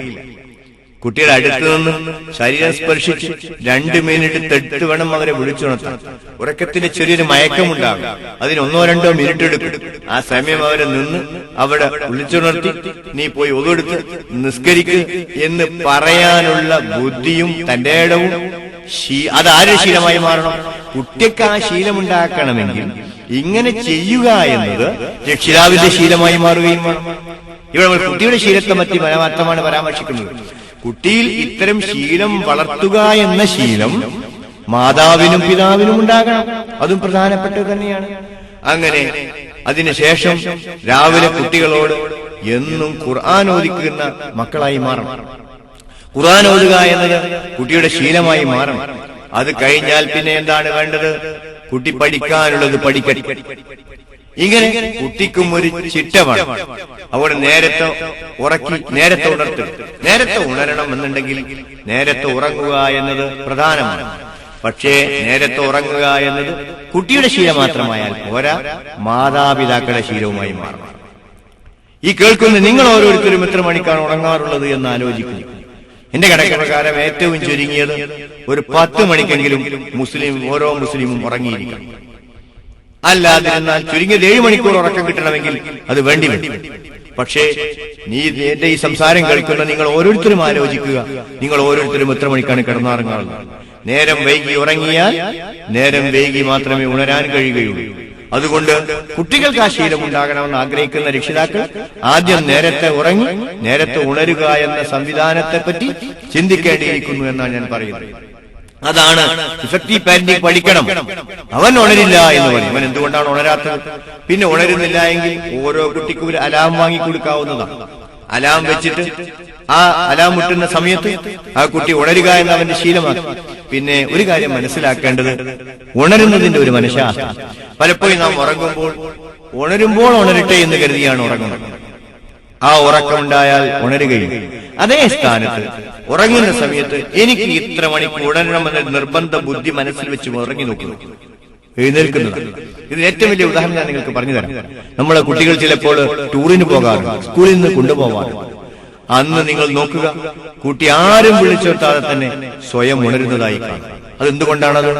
എനിക്ക് ടൂറിന് പോകണമെങ്കിൽ 4 മണിക്ക് ഉണർന്നേ പറ്റൂ എന്ന് കരുതി ഉറങ്ങുന്ന കുട്ടി നേരത്തെ ഉണരും, വേണേ ഉമ്മയെ കുട്ടി വിളിച്ചുണർത്തുകയും ചെയ്യും.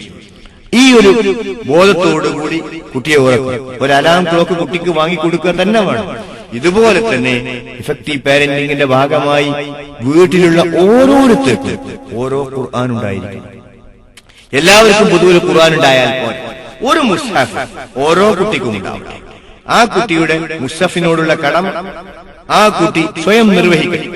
ചുരുക്കത്തിൽ രാവിലെ സുബഹി നിസ്കരിച്ച് ഓതി പ്രാർത്ഥിച്ചു തുടങ്ങുന്ന ഒരവസ്ഥ. ഇതുപോലെ തന്നെ കുട്ടികളെ നാം പരിശീലിപ്പിക്കേണ്ട ഒന്നാണ് ദുആ ഇറക്കുക, പ്രാർത്ഥിക്കുക എന്നത്. കുട്ടിയോട് ചോദിക്കന്നെ വേണം, മോനെ നീ ഉമ്മക്ക് വേണ്ടി ദുആരന്നു, നീ ബാപ്പയ്ക്ക് വേണ്ടി ദുആരന്നു, നീ മറ്റുള്ളവർക്ക് വേണ്ടി ദുആരന്നു. പക്ഷെ ഇതൊക്കെ ചോദിക്കുക എന്ന് തന്നെ ചില ആളുകൾക്ക് ലജ്ജയാണ്. പലപ്പോഴും രക്ഷിതാക്കൾ എന്താ ചെയ്യുന്ന അറിയാം നിങ്ങൾക്ക്? കുട്ടിയുടെ സ്വഭാവ ദോഷം ഉണ്ടെങ്കിൽ ഒക്കെ മദ്രസയിലെ ഉസ്താദിനെ ഒന്ന് ഉപദേശിക്കണം കേട്ടോ എന്ന് പറയുകയാണ്. സ്വയം ഉപദേശിക്കാനുള്ള തന്റെ ഇടം പോലും രക്ഷിതാക്കൾക്കില്ല. ഒരു നല്ല രക്ഷിതാവാകുന്നതിന്റെ ഭാഗമായിട്ട് പറയേണ്ടത് തന്റെ ഇടത്തോടെ പറയാനുള്ള കഴിവ് പ്രത്യേകമായി മാതാവിനും പിതാവിനും ഉണ്ടാകണം, പ്രത്യേകിച്ച് മാതാക്കൾക്കുണ്ടാകണം. ഇന്ന് പലരും പിതാക്കന്മാര് ഗൾഫിലാണ്, മാതാക്കന്മാർക്ക് കൂടുതൽ ട്രെയിനിങ് ആവശ്യമുണ്ട്. മാതാവിന്റെയും പിതാവിന്റെയും റോളിൽ പലപ്പോഴും വരുന്നത് മാതാവ് തന്നെയാണ്. അതുകൊണ്ട് തന്നെ കുട്ടികളുടെ സ്വഭാവത്തെ സ്വാധീനിക്കുന്ന രീതിയും വളർത്തേണ്ട രീതിയും ശീലമുണ്ടാക്കേണ്ട രീതിയും ഒക്കെ തന്നെ നമ്മൾ അറിയുകയും അതനുസരിച്ച് കുട്ടികളെ ശീലിപ്പിക്കുകയും. അപ്പൊ നമ്മള് ശീലത്തെക്കുറിച്ച് പറയുമ്പോൾ രക്ഷിതാക്കൾ ആദ്യം തന്നെ വിലയിരുത്തേണ്ടത് എന്താണ്? എന്റെ ശീലം എങ്ങനെയുണ്ട് എന്ന് വിലയിരുത്തണം. എന്റെ ശീലം എങ്ങനെയുണ്ട് എന്ന് വിലയിരുത്തണം. നമ്മളെ ശീലങ്ങൾ തന്നെ നമ്മൾ വിലയിരുത്തി നോക്കുക. ഓരോരുത്തർക്കും നല്ല ശീലങ്ങളുണ്ട്, മോശപ്പെട്ട ശീലങ്ങളുണ്ട്. 2 ശീലങ്ങളുമുണ്ട്. അപ്പൊ മോശപ്പെട്ട ശീലങ്ങൾ നമ്മൾ തന്നെ മാറ്റുക എന്ന്. ഇതുപോലെ തന്നെയാണ് പലപ്പോഴും കുട്ടികളിൽ കണ്ടുവരുന്ന ഒരു ദോഷപ്രവണതയാണ് കളവ് പറയുക എന്ന്. വാസ്തവത്തിൽ ഈ കളവ് പഠിപ്പിക്കുന്നതിൽ ചിലപ്പോഴൊക്കെ നമ്മളെ മാതാപിതാക്കൾ തന്നെ പങ്കുവഹിക്കാറുണ്ട്. പ്രത്യേകിച്ചും ഇക്കാലത്ത് കളവ് പറയുക എന്നത് ആളുകൾക്ക് വലിയ ബുദ്ധിമുട്ടുള്ള കാര്യമൊന്നുമല്ല, എങ്ങനെയും പറയാമെന്നൊരു ധാരണയാണ്. വാസ്തവത്തിൽ കളവ് പറയുക എന്നത് ഒരു നിരോധിക്കപ്പെട്ട കാര്യമാണ്, ഹറാമാണ് എന്ന് എത്ര മുസ്ലിമിന് ബോധമുണ്ട്? നമ്മൾ ഓരോരുത്തരും ആലോചിക്കും. കളവ് പറയുക എന്നത് ആളുകൾക്ക് ഇന്ന് ഒരു പ്രശ്നമേ അല്ല. വാസ്തവത്തില് മുനാഫിക്കിന്റെ ലക്ഷണമായി പറഞ്ഞിരിക്കുന്നതാണ്. ആയത്തിൽ മുനാഫിഖ് സലാസൻ ഇദാ ഹദ കദിബ വഇദൂതു മിൻ ഖാന വഇദാ വഅദ അഖലഫ. മുനാഫിക്കിന്റെ 3 ലക്ഷണങ്ങളിൽ ഒന്ന് കളവ് പറയുക. വാസ്തവത്തില് ഈ മുനാഫിക്കിന്റെ 3 ലക്ഷണം ഈ ലോകത്ത് നിന്ന് ഒഴിവായാൽ ഈ ലോകം തന്നെ നന്നാവും. അപ്പൊ കുട്ടികളെ കളവ് പറയുന്നത് പഠിപ്പിക്കുന്നതിൽ പലപ്പോഴും രക്ഷിതാക്കൾക്ക് പങ്കുണ്ട്. എന്തെങ്കിലും ഫോൺ കോളുകൾ വീട്ടിലേക്ക് വരുന്ന സമയത്തായിരിക്കും എന്തെങ്കിലും കളവ് മാതാവോ പിതാവോ ഫോണിൽ പറയുന്നു. ഇത് കുട്ടി കേൾക്കാനിടവരുന്നു. ഇത് കേൾക്കാനിടവരുന്ന കുട്ടി എന്താണ് പഠിക്കുന്നത്? കളവ് പറയാനാണ് പഠിക്കുന്നത്. കുട്ടികളുടെ സ്വഭാവ ദൂഷ്യങ്ങളിൽ പ്രധാനമായി ഒന്ന് പറഞ്ഞു വരുന്നത് കളവ് പറയുന്നതാണ്. സത്യമേ പറയാവൂ, സത്യമേ പറയാവൂ എന്ന് നിരന്തരമായി കുട്ടികളെ പറഞ്ഞ് പഠിപ്പിക്കുക തന്നെ വേണം. സത്യം പഠിപ്പിക്കുന്ന സമയത്ത് അബ്ദുൽ ഖാദിർ ജിലാനി ഖുദ്ദസല്ലാഹു സിർറഹുൽ അസീസ് മഹാനവറുകളുടെ പഠിക്കാൻ പോയ സമയത്തുള്ള സത്യം പറച്ചിലിന്റെ ആ കഥ പോലും അവരെ നമ്മൾ പറഞ്ഞ് മനസ്സിലാക്കി കൊടുക്കേണ്ടതായിട്ടുണ്ട്. ഇത് നിരന്തരമായി ആവർത്തിച്ച് അവരെ പഠിപ്പിക്കേണ്ട കാര്യമാണ്. ഇതുപോലെ തന്നെ ഇഫക്റ്റീവ് പാരന്റിംഗിന്റെ ഭാഗമായി കുട്ടികൾക്ക് നല്ല ഹോബികൾ തിരഞ്ഞെടുക്കുക എന്നത് വളരെ പ്രധാനമാണ്. എന്താണ് ഹോബി? സമയം കളയാൻ വേണ്ടി, സമയം സന്തോഷകരമാക്കാൻ വേണ്ടി, ഒഴിവുള്ള സമയം സന്തോഷകരമാക്കാൻ വേണ്ടി നാം ഏർപ്പെടുന്ന പ്രവൃത്തിയാണ് ഹോബി. അല്ലെങ്കിൽ എന്തെങ്കിലും അനാവശ്യമായ ഹറാമായ ഹോബികൾ കുട്ടികൾ പഠിക്കാൻ ഇടവരും. എന്തൊക്കെയാവാം കുട്ടികളുടെ ഹോബി? ഗാർഡനിങ്, അടുക്കളത്തോട്ടം, ഇതൊക്കെ കുട്ടികൾക്ക് നല്ല ഹോബിയാണ്. ഒരു അടുക്കളത്തോട്ടമുണ്ടാകാം, ഒരു പൂന്തോട്ടമാകാം. അത്തരത്തിലുള്ള ഹോബികളാണ് കുട്ടികൾക്ക് പ്രധാനമായും കൊടുക്കേണ്ടത്. ഇന്ന് മിക്കപ്പോഴും എന്താണ് സംഭവിക്കുന്നത്? ടിവിയാണ്, അത് കണ്ടിരിക്കലാണ് പ്രധാനപ്പെട്ട ഹോബി. ടിവിയുടെ ദോഷവശത്തെക്കുറിച്ച് ഞാൻ ഇതിനു മുമ്പ് തന്നെ സൂചിപ്പിച്ചു കഴിഞ്ഞിട്ടുള്ള കാര്യം. അപ്പൊ എന്റെ കുട്ടിക്ക് ഇപ്പോഴുള്ള ഹോബി എന്താണ്, ഒഴിവ് സമയത്ത് അവൻ എന്താണ് ചെയ്യുന്നത്, അത്തരത്തിലുള്ള ക്രിയാത്മകമായ നല്ല ഹോബികൾ തിരഞ്ഞെടുക്കുന്ന കാര്യത്തിൽ രക്ഷിതാക്കൾ വളരെയധികം ശ്രദ്ധിക്കേണ്ടതായിട്ടുണ്ട്. സൃഷ്ടിപരമായ ഹോബികളാണ് കുട്ടികൾക്ക് നാം തിരഞ്ഞെടുത്തു കൊടുക്കേണ്ടത് എന്ന് സൂചിപ്പിക്കുന്നു. അതോടൊപ്പം തന്നെ കുട്ടികളിൽ വായനാശീലം വളർത്തുക. ഈ വായനാശീലം എന്ന് പറയുമ്പോൾ വായന ഏറ്റവും പ്രധാനപ്പെട്ട വിജ്ഞാനത്തിലുള്ള ഒരു മാർഗമാണ്. വായനാശീലം വളർത്തുന്നതിന്റെ ഭാഗമായി രക്ഷിതാക്കളായ നിങ്ങൾ ഓരോരുത്തരോടും ഞാൻ പറയാൻ ആഗ്രഹിക്കുന്നത്, ഓരോ വീട്ടിലും ഒരു ഹോം ലൈബ്രറി ഉണ്ടാവട്ടെ. നിർബന്ധമായും നിങ്ങളെല്ലാവരുടെയും വീട്ടിലൊരു ഹോം ലൈബ്രറി ഉണ്ടാവട്ടെ. കുട്ടികൾക്ക് വായിക്കാനുള്ള പുസ്തകങ്ങൾ, അവിടെ സ്ത്രീകൾക്ക് വായിക്കാനുള്ള പുസ്തകങ്ങൾ, ഇതൊക്കെ വാങ്ങിവെച്ചാൽ ഒഴിവ് സമയത്ത് അത് വായിക്കുകയും ടിവിയുടെ കാഴ്ച, ആളുകൾക്ക് സമയം പോയി കിട്ടുക എന്നത് വളരെ പ്രധാനമാണ്. എന്തുകൊണ്ട് ആളുകൾ ടി വി കാണും എന്ന് ചോദിച്ചാൽ ആളുകളുടെ പ്രധാനപ്പെട്ട ഒരു ആവശ്യമാണ് സമയം പോയി കിട്ടുക എന്ന്. ശാസ്ത്രം വളർന്നപ്പോ എന്താണ് സംഭവിച്ചത്? നമുക്കൊരുപാട് സമയമുണ്ട്. അപ്പോൾ പ്രശ്നമുണ്ടായി, സമയം എങ്ങനെ ചെലവഴിക്കും? സമയം ചെലവഴിക്കാൻ വേണ്ടി പിന്നെ നമ്മൾ കണ്ടെത്തി sports, games, radio, television, computer, ഇതൊക്കെയാണ് സമയം ചെലവഴിക്കാൻ വേണ്ടി നാം കണ്ടെത്തിയത്. അതിലൊക്കെ തന്നെ എന്തിന്റെ മേമ്പടിയാണ് ചേർന്നത്? അധാർമികതയുടെയും ലൈംഗികതയുടെയും മേമ്പടി ചേർന്നതാണ് ഇന്നത്തെ സ്പോർട്സും ഗെയിംസും ടെലിവിഷനും റേഡിയോ സിനിമയും എല്ലാം തന്നെ. ഇതാണ് നമ്മളുടെ കാര്യം മനസ്സിലാക്കേണ്ടതായിട്ടുള്ളത്.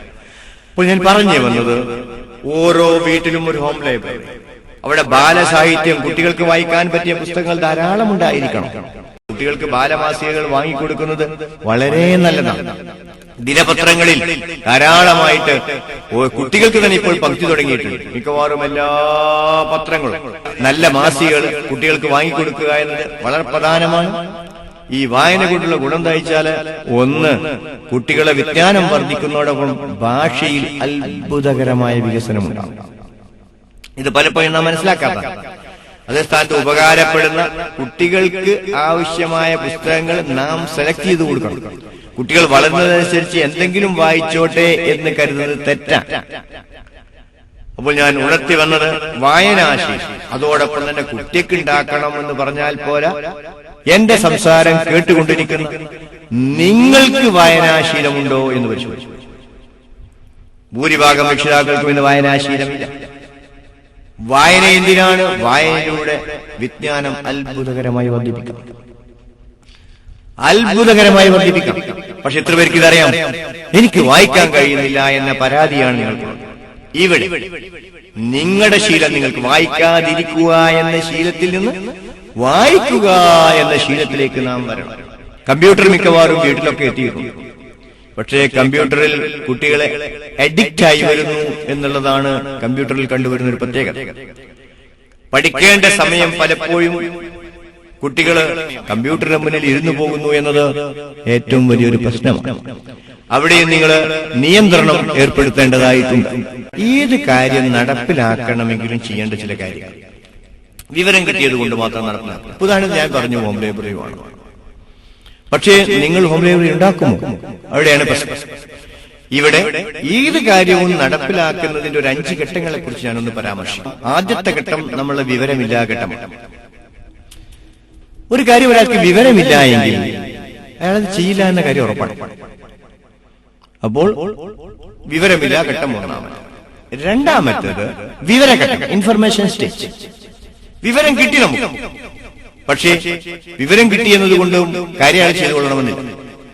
മൂന്നാമത്തെ ഘട്ടമാണ് ബോധ്യഘട്ടം, കൺവിക്ഷൻ സ്റ്റേജ്. ബോധ്യപ്പെട്ടോ ഇല്ല? ബോധ്യപ്പെട്ടതുകൊണ്ടും ചെയ്തുകൊള്ളണമെന്നില്ല. ബോധ്യപ്പെട്ടു കഴിഞ്ഞാൽ നാലാമത്തെ ഘട്ടം ഡിസിഷൻ സ്റ്റേജ്, തീരുമാനഘട്ടമാണ്. അത് സംബന്ധമായ തീരുമാനം നിങ്ങൾ എടുക്കണം. അഞ്ചാമത്തത് ആക്ഷൻ സ്റ്റേജ്, കർമ്മഘട്ടം. ഇപ്പൊ ഇവിടെ തന്നെ എടുത്തോളൂ. ഹോം ലൈബ്രറി വളരെ പ്രധാനപ്പെട്ടതാണ് എന്നൊരു വിവരം നമുക്കില്ല എങ്കിൽ നാം ഹോം ലൈബ്രറി ഉണ്ടാക്കുന്ന പ്രശ്നമേ ഉത്ഭവിക്കാൻ പോകുന്നില്ല. വിവരം കിട്ടി, പക്ഷേ ബോധ്യപ്പെടുന്നില്ല, നമ്മൾ ചെയ്യാൻ പോകുന്നില്ല. ബോധ്യപ്പെട്ടു, തീരുമാനമെടുക്കുന്നില്ല, നിങ്ങൾ ഹോം ലൈബ്രറി ഉണ്ടാക്കാൻ പോകുന്നില്ല. ഇപ്പൊ നിങ്ങൾ ഹോം ലൈബ്രറി ഉണ്ടാക്കുന്നതിനെ സംബന്ധിച്ച് തീരുമാനമെടുക്കണം, നിങ്ങൾ അത് പ്രാവർത്തികമാക്കുകയും. ഇതുപോലെ തന്നെയാണ് ഞാൻ ആദ്യം പറഞ്ഞ പോസിറ്റീവ് സ്ട്രോക്ക് കൊടുക്കുക എന്ന്. പോസിറ്റീവ് സ്ട്രോക്ക് കൊടുക്കുക എന്ന് പറഞ്ഞാൽ കുട്ടിയെ പ്രോത്സാഹിക്കുക, അഭിനന്ദിക്കുക. ഈ പോസിറ്റീവ് സ്ട്രോക്കിന്റെ നിർവചനം നിങ്ങൾ പറഞ്ഞു. പോസിറ്റീവ് സ്ട്രോക്ക് എന്ന് പറഞ്ഞാൽ any act that creates pleasant emotion when two persons meet. രണ്ടാളുകൾ കണ്ടുമുട്ടുമ്പോൾ സന്തോഷമുണ്ടാക്കുന്ന ഏത് പ്രവർത്തിക്കും പറയാവുന്ന പേരാണ് പോസിറ്റീവ് സ്ട്രോക്ക്. എരിക് ബേണിന്റെ പോസിറ്റീവ് സ്ട്രോക്ക്. പക്ഷേ ഇപ്പൊ നെഗറ്റീവ് സ്ട്രോക്ക് കൊടുക്കുക എന്നതാണ് നമ്മുടെ ശീലം. അത് എനിക്കുണ്ടോ എന്ന് പരിശോധിച്ച് നെഗറ്റീവ് സ്ട്രോക്ക് കൊടുക്കുക. നെഗറ്റീവ് സ്ട്രോക്ക് എങ്ങനെയൊക്കെയാണ് കൊടുക്കുന്നത്? ദേഷ്യം പിടിക്കുക, ചീത്ത പറയുക, അടിക്കുക, അംഗീകാരം കൊടുക്കേണ്ടത് അംഗീകാരം കൊടുക്കാതിരിക്കുക, ഇതൊക്കെ തന്നെ പ്രശംസിക്കേണ്ടത് പ്രശംസിക്കാതിരിക്കുക. ഇതൊക്കെ നെഗറ്റീവ് സ്ട്രോക്കുകളാണ്. ഈ നെഗറ്റീവ് സ്ട്രോക്കുകൾ കൊടുക്കുക എന്നാണ് ഒരാൾക്ക്, ഞാൻ കൊടുക്കുന്നുണ്ട് എന്നയാൾക്ക് അറിവില്ലെങ്കിൽ അയാൾ നെഗറ്റീവ് സ്ട്രോക്കുകൾ കൊടുത്തുകൊണ്ടേയിരിക്കും കുട്ടികൾക്ക്. കുട്ടിയെ അത് പ്രതികൂലമായി ബാധിക്കുകയും ചെയ്യും. അപ്പോ അതിന്റെ പ്രാധാന്യം നമുക്ക് വരും. പ്രാധാന്യം വരെ കിട്ടി, നമുക്കത് ബോധ്യപ്പെടും. ഞാൻ ഇവിടുന്ന് അങ്ങോട്ട് എന്റെ മക്കൾക്ക് അംഗീകാരം കൊടുക്കും, അഭിനന്ദനം കൊടുക്കും, പ്രശംസ കൊടുക്കും എന്ന് തീരുമാനിക്കണം. തീരുമാനിച്ചാൽ മാത്രം പോരാ, ഇതൊന്നും ചെയ്യുക എന്നത് ഇയാളെ ശീലമല്ലെങ്കിലും ബോധപൂർവം ആ ശീലം മാറ്റേണ്ടതായിട്ട്. അപ്പൊ ഇഫക്റ്റീവിന്റെ ഒരു പാരന്റിങ്ങിന്റെ ഒരു പ്രധാനപ്പെട്ട ഘടകം നമ്മുടെ ശീലം നമ്മൾ പരിശോധിച്ച് മാറ്റേണ്ടത് മാറ്റാൻ തയ്യാറാവുക എന്നതാണ്. ഞാനിപ്പോ എത്രയോ കാര്യങ്ങൾ നിങ്ങളോട് സൂചിപ്പിച്ചു. ഇതിൽ എന്തൊക്കെ സംഭവിക്കാം? ഇതിൽ ചില കാര്യങ്ങളിലൊക്കെ ചില രക്ഷിതാക്കൾ അറിവില്ലായ്മയുടെ ഘട്ടത്തിലായിരിക്കും. അറിവ് കിട്ടി, ചില രക്ഷിതാക്കൾക്ക് ചില കാര്യങ്ങൾ ബോധ്യപ്പെട്ടില്ല എന്ന്. ബോധ്യപ്പെട്ടാൽ നടപ്പിലാക്കുന്ന പ്രശ്നമേ ഉത്ഭവിക്കുന്നില്ല. ചില രക്ഷിതാക്കൾ ബോധ്യപ്പെട്ടു, പക്ഷെ സാറേ എനിക്കത് നടക്കില്ല എന്നാണ് അവർ പറയുന്നത്. അവര് മാറാൻ തയ്യാറില്ല. ഇനി കേട്ടോളൂ, മാറ്റമില്ലാതെ പുരോഗതി സാധ്യമല്ല. No progress is possible without change. മാറ്റമില്ലാതെ പുരോഗതി സാധ്യമല്ല. ആളുകൾ കൊണ്ടാ മാറാം, വിവരം കിട്ടിയത് കൊണ്ട് മാത്രം. ഞാൻ ഉദാഹരണത്തിന് സാധാരണ പറയുന്ന ഒരു കാര്യം പറയും. മീനും മോരും ഒന്നിച്ച് കഴിക്കൽ വിരുദ്ധാഹാരമാണ്. ആയുർവേദം ഇക്കാര്യത്തിൽ വളരെ ശക്തിയായി പറയുന്നുണ്ട്, റോങ് ഫുഡ് കോമ്പിനേഷൻ. പക്ഷേ എന്റെ ഈ പ്രസംഗം കേട്ട നിങ്ങൾക്ക് എല്ലാവർക്കും വിവരം കിട്ടും. പക്ഷേ നിങ്ങളിത് ഒരു തീരുമാനം എടുക്കുന്നുണ്ടോ? ഇന്നു മുതൽ മീനും മോരും ഞാൻ ഒന്നിച്ച് കഴിക്കില്ല എന്ന് ഒരു തീരുമാനം നിങ്ങൾ എടുക്കാത്തിടത്തോളം കാലം ഈ വിവരം കൊണ്ട് എന്ത് കാര്യം നിങ്ങൾക്കുള്ളത്? അപ്പൊ ഇഫക്റ്റീവ് പാരന്റിംഗിൽ ഞാൻ കുറെ കാര്യങ്ങൾ ഞാൻ നിങ്ങളോട് പറയും. പക്ഷെ ഇത് സംബന്ധമായി മാറ്റേണ്ടവ മാറ്റാൻ നിങ്ങൾ തയ്യാറില്ല എങ്കിൽ ഈ വിവരം കൊണ്ട് നമുക്ക് കാര്യമൊന്നും കിട്ടാൻ പോകുന്നില്ല. വ്യക്തിത്വ വികസന സിദ്ധാന്തത്തിലെ ഒരു പ്രധാനപ്പെട്ട തത്വമാണ് knowing is not doing, doing is doing. അറിയാൻ ചെയ്യലാണ് ചെയ്യൽ. അപ്പൊ ചെയ്യാൻ നമ്മൾ തയ്യാറാവണമെങ്കിൽ, നമ്മൾ ചെയ്യാത്തത് ചെയ്യാൻ തയ്യാറാവണമെങ്കിൽ മാറ്റം വേണ്ടി വരും. മാറ്റം ഇഫക്റ്റീവ് പാരന്റിംഗ് പഠിക്കേണ്ട കാര്യങ്ങൾ നിങ്ങൾ മാറാൻ തയ്യാറാവും. എന്തൊക്കെയാണ് മാറേണ്ടത്? ഒന്ന്, മനോഭാവം തന്നെ. രണ്ട്, നമ്മളെ ധാരണകൾ. ഒരുപാട് തെറ്റായ ധാരണകൾ നമ്മുടെ തലയിൽ കൂടിയിട്ടുണ്ട്. കുട്ടികൾ എങ്ങനെയാണ് നന്നാകേണ്ടത് എന്ന നല്ല ധാരണകൾ പലപ്പോഴും ഇല്ല. ചില കുട്ടികൾ കേടുവരാൻ ആവശ്യമായ പ്രവൃത്തി ചെയ്താൽ നന്നാകുമെന്ന് തെറ്റിദ്ധരിക്കുകയും ചെയ്തിട്ടുണ്ട്. പിന്നെയോ നമ്മുടെ പ്രാധാന്യങ്ങൾ. നല്ല രക്ഷിതാവാൻ പഠിക്കുക എന്നത് നിങ്ങൾക്ക് പ്രധാനപ്പെട്ടതാണോ? നിങ്ങളാ തീരുമാനിക്കേണ്ടത്. അപ്പൊ ഇങ്ങനെ ഒരു വിഷയമുണ്ട് എന്ന് തന്നെ പല രക്ഷിതാവിനും അറിഞ്ഞുകൂടാ. അപ്പൊ ഇന്നു മുതൽ എങ്ങനെ നല്ല രക്ഷിതാവാകാമെന്ന് പരമാവധി പഠിക്കാൻ ഞാൻ തീരുമാനിച്ചിരിക്കുന്നു എന്ന് നിങ്ങൾ ദൃഢമായി പറയുക. അപ്പൊ ഈ 5 ഘട്ടങ്ങളിലൂടെ കടന്നു പോകുന്നു നമ്മുടെ ഓരോ തീരുമാനം. ഇതുപോലെ തന്നെയാണ് പല രക്ഷിതാക്കളും പലപ്പോഴും പറയുന്നതാണ് മക്കൾ അനുസരിക്കുന്നില്ല എന്നതാണ്. ഇസ്ലാമിക് എഫക്റ്റീവ് പാരന്റിംഗിന്റെ ഒരു ഭാഗമെന്ന നിലക്ക് മക്കൾ അനുസരിക്കുന്നവരായി കിട്ടുക എന്നത് നമ്മുടെ ആവശ്യമാണ്. അല്ലെങ്കിൽ മക്കൾ അങ്ങേയറ്റത്തെ വികൃതിയാണ്. മനഃശാസ്ത്രജ്ഞന്മാര് പറയുന്നത് കുട്ടിക്ക് കിട്ടേണ്ട അംഗീകാരവും സ്നേഹവും കിട്ടാത്ത കാരണത്താലാണ് കുട്ടികള് വികൃതിയും അനുസരണമില്ലാത്തവരായി മാറുന്നത് എന്നാണ്. ഇത് ഞാൻ ആദ്യം സൂചിപ്പിച്ച കുട്ടികൾ എന്തു പിഴച്ചു എന്ന പുസ്തകം വായിച്ചാൽ നിങ്ങൾക്ക് ബോധ്യപ്പെടും. കുട്ടികൾ എന്തു പിഴച്ചു എന്ന ചോദ്യത്തിന് മറുപടി എന്താ അറിയാം നിങ്ങൾക്ക്?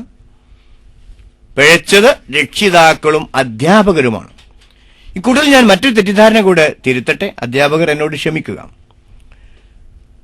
നമ്മുടെ അധ്യാപകര് കുട്ടികളെ എങ്ങനെ നന്നാക്കാമെന്ന് അങ്ങേയറ്റം പരിശീലനം ലഭിച്ചവരാണ് എന്നൊരു തെറ്റിദ്ധാരണ പല രക്ഷിതാക്കൾക്കുമുണ്ട്.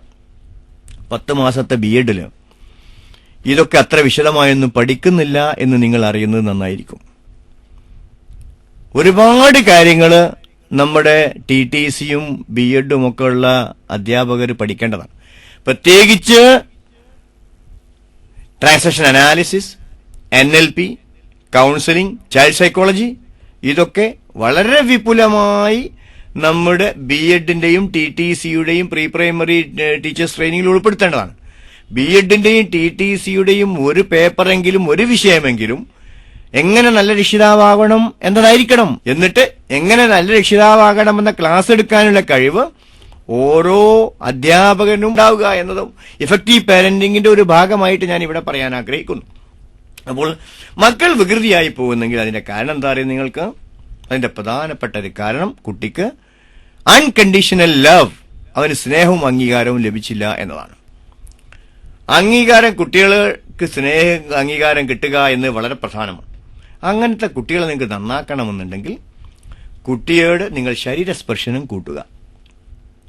കുട്ടി ചെയ്യുന്ന നല്ല പ്രവൃത്തി എന്തെങ്കിലും എന്തെങ്കിലും വല്ല ഉണ്ട് എന്ന കാര്യം ഉറപ്പാണ്.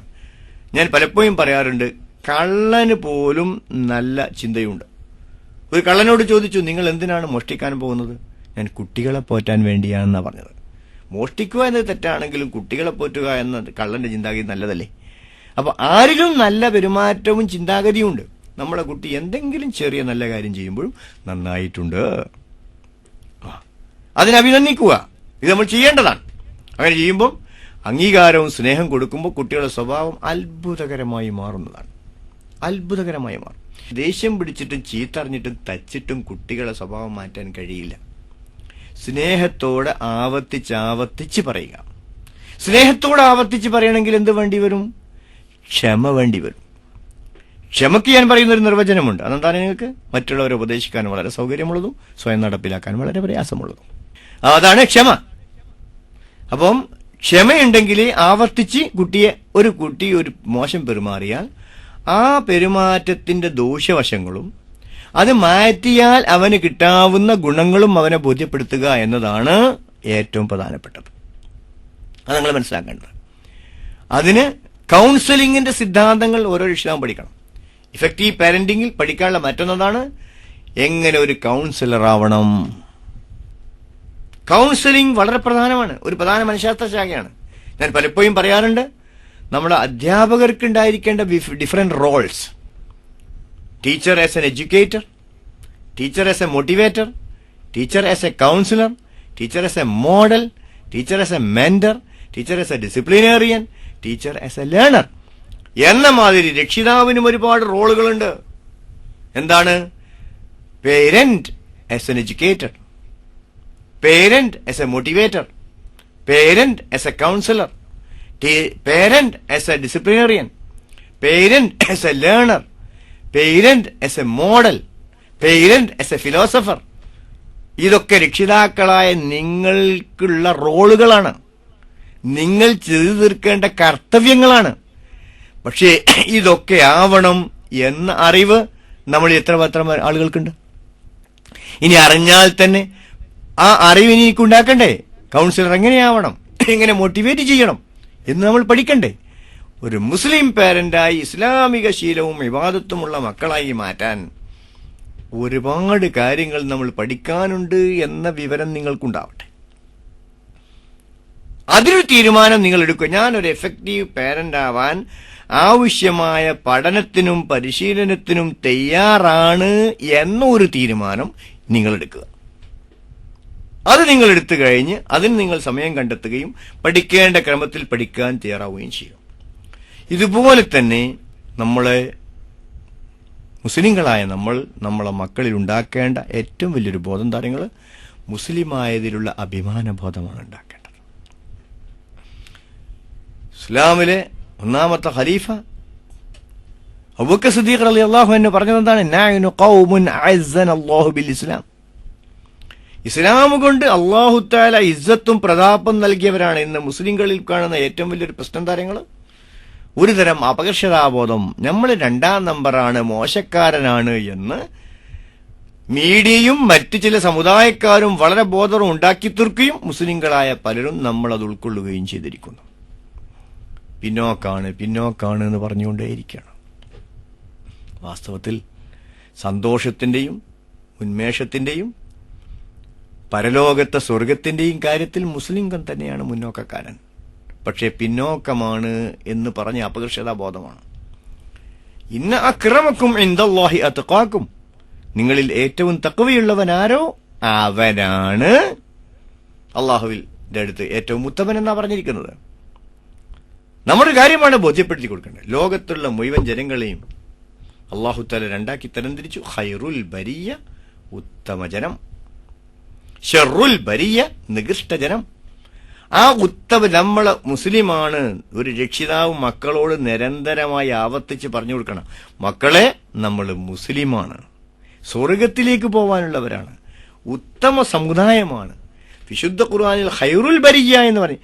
വാസ്തവത്തിൽ ഏറ്റവും വലിയൊരു പ്രശ്നം എന്താണെന്ന് അറിയോ നിങ്ങൾക്ക്? ഇസ്ലാമിക കാര്യങ്ങൾ രക്ഷിതാക്കള് കുട്ടികളോട് പറഞ്ഞ് പഠിപ്പിക്കുന്നില്ല എന്നതാണ്. പഠിപ്പിക്കാൻ പല രക്ഷിതാക്കൾക്കും അറിയില്ല എന്നതാണ്. അപ്പൊ എഫക്റ്റീവ് പാരന്റിംഗ് എന്ന് പറഞ്ഞാൽ ഒന്ന്, ഇത് കുട്ടികളെ പഠിപ്പിക്കാൻ രക്ഷിതാവ് പഠിക്കണം, പ്രത്യേകിച്ച് മാതാവ് പഠിക്കണം. അത് വളരെ പ്രധാനപ്പെട്ടതാണ്. ഇതാണ് നമ്മൾ മനസ്സിലാക്കേണ്ടത്. അപ്പൊ ഞാൻ പറഞ്ഞു വന്നത്, ഞാൻ മുസ്ലിമായതിൽ അഭിമാനിക്കുന്നു എന്ന അഭിമാനബോധം നമ്മളെ മക്കളിൽ ഉണ്ടാക്കി തീർക്കണം. ഇതുപോലെ തന്നെ നമ്മളെ മക്കൾക്കുണ്ടായിരിക്കേണ്ട ഒരു പ്രത്യേകത എന്താണ്? വലിയവരെയും പണ്ഡിതന്മാരെയും ഒക്കെ ബഹുമാനിക്കുക എന്നത് കുട്ടികളോട് പറഞ്ഞു കൊടുക്കാൻ വേണം. ഇനി നമ്മൾ ആരെങ്കിലും ഒരു വയസ്സായ ആളോ ആരോ വീട്ടിലേക്ക് വരുന്ന സമയത്ത് കുട്ടി വേണ്ട രീതിയിൽ പെരുമാറുന്നില്ല എങ്കിൽ അവരെ മുന്നിൽ വെച്ചല്ലെങ്കിലും കുട്ടിയെ അത് പറഞ്ഞ് ബോധ്യപ്പെടുത്തി കൊടുക്കണം. ഇനി മറ്റൊരു കാര്യം നമ്മൾ മനസ്സിലാക്കേണ്ടത്, കുട്ടികളെ ആരുടെ മുന്നിൽ വെച്ച് എന്തും എങ്ങനെയും പറയാം എന്ന് നമ്മൾ മനസ്സിലാക്കിയിട്ടുണ്ട്. ഇത് അബദ്ധമാണ്, തെറ്റാണ്. കുട്ടിക്കും അഭിമാനം പ്രധാനപ്പെട്ടത് തന്നെയാണ്. അവനെ ഒറ്റക്ക് വിളിച്ച് ആണ് കാര്യങ്ങൾ ഉപദേശിച്ചു കൊടുക്കേണ്ടത്. ഇത് നല്ല രക്ഷിതാവാകുന്നതിന്റെ ഭാഗമാണ്. ഇതോടൊപ്പം തന്നെ ഒരു നല്ല രക്ഷിതാവ് ആകുന്നതിന്റെ ഭാഗമായിട്ട് കുട്ടിക്ക് പോഷക ഭക്ഷണങ്ങൾ കൊടുക്കുക എന്നത് പ്രധാനമാണ്.